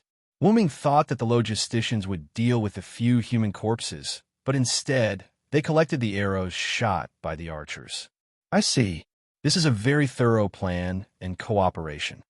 Wu Ming nodded and expressed his approval once again. First, the ground troops would contain the magical beasts. Then the magical beasts would retreat when they broke through. Then, the long-range troops would harvest the nearby magical beasts. Finally, the dinger would be used to finish off the magical beasts. Then, the dinger would be used to send people to collect the arrows while the magical beasts couldn't rush over. It had to be said that this was a complete and extremely effective plan. A large number of magical beasts had been killed or injured, and although the human side had also sacrificed themselves, in terms of numbers, even if they could not be compared to the magical beasts, it was still an extremely small number. Before the next wave of magical beasts arrived, Wu Ming flew to the top of the wall and found Leonidas. Very good defense, Leonidas.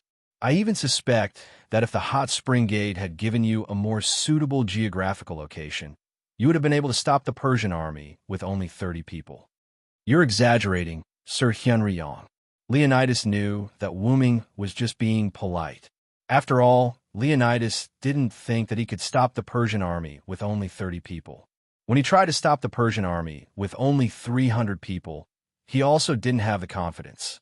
But now, Sage King Gilgamesh provided Leonidas with excellent geographical and human conditions. Whether it was the North Wall or the Uruk soldiers, they played a key role in protecting the North Wall from being breached for half a year. It was like a big gear and a small gear that played a key role. And Leonidas was just the oil between the gears. By the way, what's so special about those arrows? Wu Ming suddenly asked. Sure enough, you found it, Leonidas said with relief.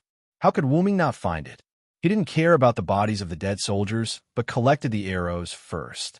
Not to mention other things. The North Wall had the support of the Uruk, so how could there be a shortage of arrows? It was really strange. Moreover, even if there was a shortage of arrows, there was no need to be so anxious. It was obvious that he had overdone it, unless there was a special effect on those arrows. Previously, when thousands of arrows were shot, the magic beasts were easily killed. Although they still couldn't hurt Mu Xiao and Hu Xiao, who were covered in scales, the dense arrows were still able to hurt them. Their eyes, joints, and other fragile parts of their bodies were still damaged. Mu Xiao and Hu Xiao were also enhanced magic beasts, so they were easily killed. Therefore, there was an 80% to 90% chance that there was a problem with those arrows. As expected of Lord Sage Dragon, it's just as I've guessed. These arrows are special. They've all been enchanted by Lord Strategist. They're special arrows that are effective against magic beasts. The magic beasts had been enhanced 3 months ago. When facing magic beasts like Mu Xiao, Hu Xiao, and Wugger, ordinary arrows couldn't completely pierce their bodies. If the arrows were ineffective, it meant that humans would lose their long-range attacks. Without long-range attacks, it would be impossible for humans to compete with the beasts. At that time, the military counselor knew about this and began to modify the arrows.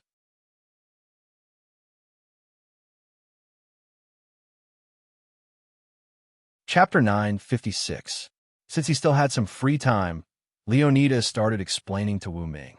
However, the ordinary arrows used by the soldiers have to be modified into enchanted arrows that can pierce through the beasts. It's troublesome and the cost isn't low. So the military advisor gave up on the idea of time, consuming and laborious. Instead, he enchanted the arrows to achieve the effect of piercing through the beasts. As long as the arrows could pierce through the beasts, then everything would be fine. As for the problem of not dealing enough damage, Leonidas didn't think about it. After all, the soldiers relied on quantity to shoot arrows. As long as they could break through the defense of the demonic beasts and pierce the arrows into their bodies, then everything would be fine. The current scene was the best proof of that. Once again, Wu Ming looked at Zhuge Kongming with new eyes. Sure enough, Zhuge Kongming didn't stay idle after being summoned. He did a lot of things. However, even if it's just a light enchantment on the arrows, it's still not a small task for the military counselor. Although the military counselor modifies some of the arrows every day, in order to avoid wastage, we always collect the arrows after fighting against the magical beasts. In any case, the demonic beasts would not react to the arrows. They would neither attack nor use the arrows. Therefore, every time the demonic beasts attacked, the logisticians would retrieve the arrows while the soldiers would rest. After all, fighting against the demonic beasts would cause a lot of physical and mental fatigue. But when a number of beasts was too high, the seal of divinity, Dinger, would be needed. When the number of beasts was too high, the soldiers would listen to Leonidas' orders and return to the north wall. Afterwards, the soldiers on the north wall would use the seal of divinity, Dinger, to aim at the beasts in the distance and bombard them. As for the nearby magical beasts, they were left to the archers to deal with. Alternatively, they would send melee soldiers to attack them in groups, relying on numbers to kill a single magical beast nearby. It was ironic that the beasts who had the advantage in numbers were killed by the humans. After that, the seal of divinity, Dinger, would block the beasts and create a gap in their attacks. The logistics personnel and soldiers had the opportunity to collect the arrows. At the beginning of the implementation of this strategy, the humans frequently made mistakes. After all, there were a lot of uncertainties in the strategy. For example, the speed of the beasts, where the seal of divinity, Dinger, shell should be fired to effectively block the beast's movement. There was also a series of problems that the logistics personnel couldn't efficiently collect the arrows due to the high frequency of the beast's attacks. In the end, Zhuge Kongming, as the military advisor, and Leonidas, who was in charge of the front lines, came up with an effective plan. Gilgamesh looked at it and made some changes, and this set of plans to deal with the magical beasts was settled. Moreover, because the logisticians had a recycling tool that King Gilgamesh had given them from his own treasury, the speed at which they collected the arrows wasn't slow.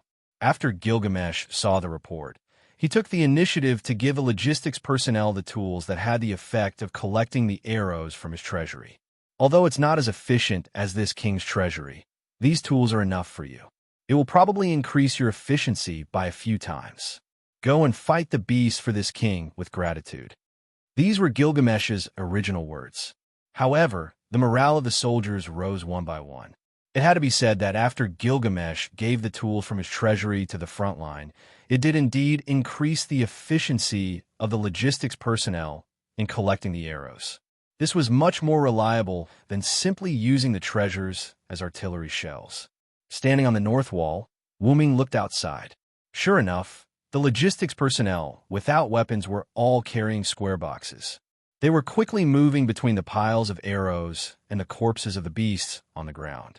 Whenever the logistics personnel who were collecting the arrows got close to the piles of arrows, the arrows on the ground and the corpses of the beasts would automatically be collected into the boxes on their backs. There are some good things in Gilgamesh's treasury. No wonder Ishtar has been coveting it. Wu Ming didn't know what was in Gilgamesh's treasury. After all, the treasury didn't belong to him. He didn't need to care about what was in it. But now that he looked at it, there were some useful things in Gilgamesh's treasury. Now that he thought about it, Wu Ming regretted that he didn't take anything from Gilgamesh's treasury when he left Uruk. The items in his dragon's nest dimension were almost used up. The number of tools that he took from Nasrik's treasury had also decreased to the point where he could see them all at a glance. Last time, he didn't take anything from Gil. This time, should he take something from Gil? Wu Ming was a little conflicted, but he had to wait until everything was over before thinking about it. Right now, he had to focus on the beasts. Bang! Bang! Bang! Another 3-metal collision sound were heard. This time, Wu Ming could hear it clearly, because the one who made the sound was Leonidas, who was standing beside Wu Ming. As if it was a signal, the soldiers and logistics personnel outside the north wall stopped their movements. They didn't care about the enchanted arrows on the ground or the corpses of the beasts. They turned and retreated towards the north wall, because the beasts were coming again. The smoke caused by the dinger gradually dissipated. Countless beasts were rushing towards the north wall. The number of beasts was several times more than the total number of beasts that attacked before. Looking at this scene, Wu Ming couldn't help but frown. This wasn't a good sign. The attack of the magical beasts this time, regardless of whether it was the frequency or the number, made Wu Ming shocked. There were still a lot of enchanted arrows outside the north wall.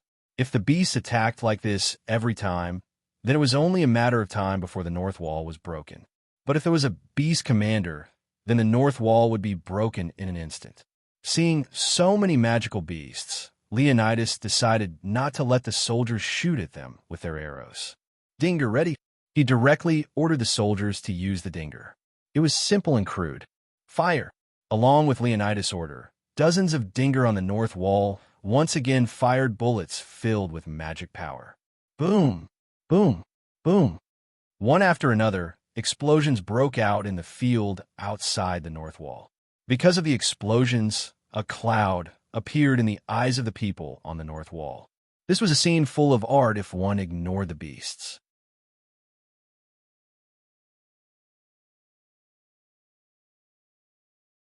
Chapter 9:57. Leonidas and Wu Ming walked down the north wall. The demons had been bombarded by the dinger on the north wall, so they had retreated and stopped attacking. After all, the dinger was a real mystical weapon.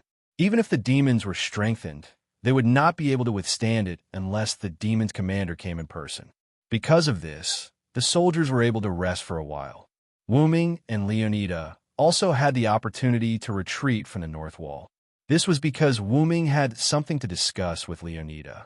In Leonida's tent, Leonida sat on his own seat while Wu Ming sat on the seat next to him. The seating arrangement was requested by Wu Ming. He didn't put on airs, so Leonida could sit wherever he wanted. Leonidas, who had already taken off his helmet, revealed a resolute face. With his red hair, he indeed looked like a Spartan. Leonida picked up the clay jug next to him and aimed it at his mouth. He gulped down the water inside and let out a heroic sound that would make people with OCD feel very comfortable.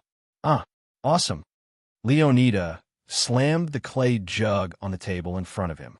He looked like he was drunk as he looked at Wu Ming. So, Hyunryong, Sama, why are you looking for me alone? Leonida's voice was full of drunkenness. This gave Wu Ming the feeling that Leonida was really drunk. Mesopotamia was famous for ale. When Wu Ming first came to the Uruk, he was worshipped with ale. It wasn't good, but it wasn't bad either. It was just average. But as long as it was wine, it could make people drunk. Even dead spirits could get drunk. Even their avatars could get drunk. To be honest, if Wu Ming didn't know that there was no wine in the North Wall, Wu Ming would have thought that Leonida was drinking in the barracks. Rumor had it that Leonidas could get drunk with just a drop of alcohol and go on a drunken rampage. Cough, cough. At this moment, Wu Ming also became serious. I'm going to pour. When Wu Ming said this, the slightly drunk Leonida's face was no longer red. His expression also became serious. He took the clay jug off the table and put it aside. Leonida put his hands on the small table in front of him and looked at Wu Ming with a serious expression. Is that the gathering place of the magical beasts? Although it was in the form of a question, his tone was a statement. After all, Wu Ming had told him this information when he came to the North Wall. After that, without waiting for Wu Ming to answer him, Leonidas once again fell into a drunken stupor and started talking to himself. About 3 months ago, when the magical beast commander appeared with the strengthened magical beasts, the North Wall had already been built. Outside the North Wall, there were still a lot of people left in Nippur. They were all trying to resist the magical beasts. In order to survive, they were full of hope and were waiting for our rescue. Leonida grabbed the clay jug that was just put down next to him. He took a big gulp of water and continued to speak. As a result, on the night of the appearance of the magical beast commander, the Uruk was attacked. Since then, we haven't received any news from Nippur. It was obvious that the city gates of Nippur had been broken open by the strengthened demons and their demon's commander, and had fallen completely. A mere city was not enough in front of the magical beast commander. Nippur was outside the North Wall. If it was the current magical beasts, it would be difficult for them to resist, not to mention the existence of the magical beast commander. Wu Ming didn't have the intention to talk about this topic. He just quietly listened to Leonida's narration. When Leonida was almost done, Wu Ming began to talk. I don't know if there are other places that have become the strongholds of the magical beasts other than Nippur. I'm going to go outside the North Wall to check if there are any living humans and destroy the magical beast lair. Wu Ming's last words could be considered as a response to Leonida's condolences for Nippur. Is that so? Although Leonidas thought that this method was dangerous, he didn't say anything. Wu Ming only came to inform Leonidas about it. After all, Wu Ming was not his subordinate at all. The two of them were not even on the same level. Leonidas' status in Mesopotamia was much lower than Wu Ming's. After all, Wu Ming was the Hyunryong of Mesopotamia. Don't worry, I'm also a god-level servant. If I can't beat them, I can still run. If it were you, I'm afraid you would be buried in the magical beasts. Wu Ming's comforting words were like sarcasm, causing Leonidas's Spartan face to twitch involuntarily. However, what Wu Ming said was indeed true. If Wu Ming was there during the beheading operation, perhaps a few more servants would have survived. In that case, I won't say anything. At that moment, Leonidas stood up and picked up the clay jar on the ground. During the time when you're not in the North Wall, I will guard the North Wall. With that, Leonidas boldly drank the entire jar of water. This made Wu Ming feel rather helpless, but Wu Ming had to do something right now, didn't he? Then I'll leave it to you, General Leonida. Wu Ming picked up a bottle of water beside him and drank it without hesitation. He was no weaker than Leonidas. Then I'll leave first. Putting down the clay jar in his hand, Wu Ming did not say goodbye to Leonida and went straight out of the tent. When Leonida rushed out, he found that he couldn't find Wu Ming. At this moment in the sky outside the North Wall, Wu Ming, who relied on telekinesis to fly in the sky, headed in the direction of Nippur in his memory. He also asked Kalas to help him detect the movements of the demonic beasts so that he could avoid them and go directly to Nippur. If it was only to detect the magic reaction on the surrounding ground, Kalas could do it. Although Wu Ming and Leonida said that they were going to see if there were any living people around. In fact, the hope of living people was directly impossible. This point, whether it was Leonida or Wu Ming, they were very clear about. However, seeing through but not saying it out was more or less the same meaning. When the time comes, I will directly kill all the demonic beasts. It can be regarded as revenge for the people in Nippur and even the entire Mesopotamia who were sacrificed by the demonic beasts. With this in mind, Wu Ming accelerated again, and soon Wu Ming saw the shadow of Nippur. Before directly approaching Nippur, Wu Ming smelled the stench of demonic beasts and the demonic beasts that were active in Nippur. From the sky, Wu Ming could faintly see that there were red marks on the ground and walls of Nippur, and there were a lot of them. It was blood. Sure enough, it's better to directly destroy Nippur.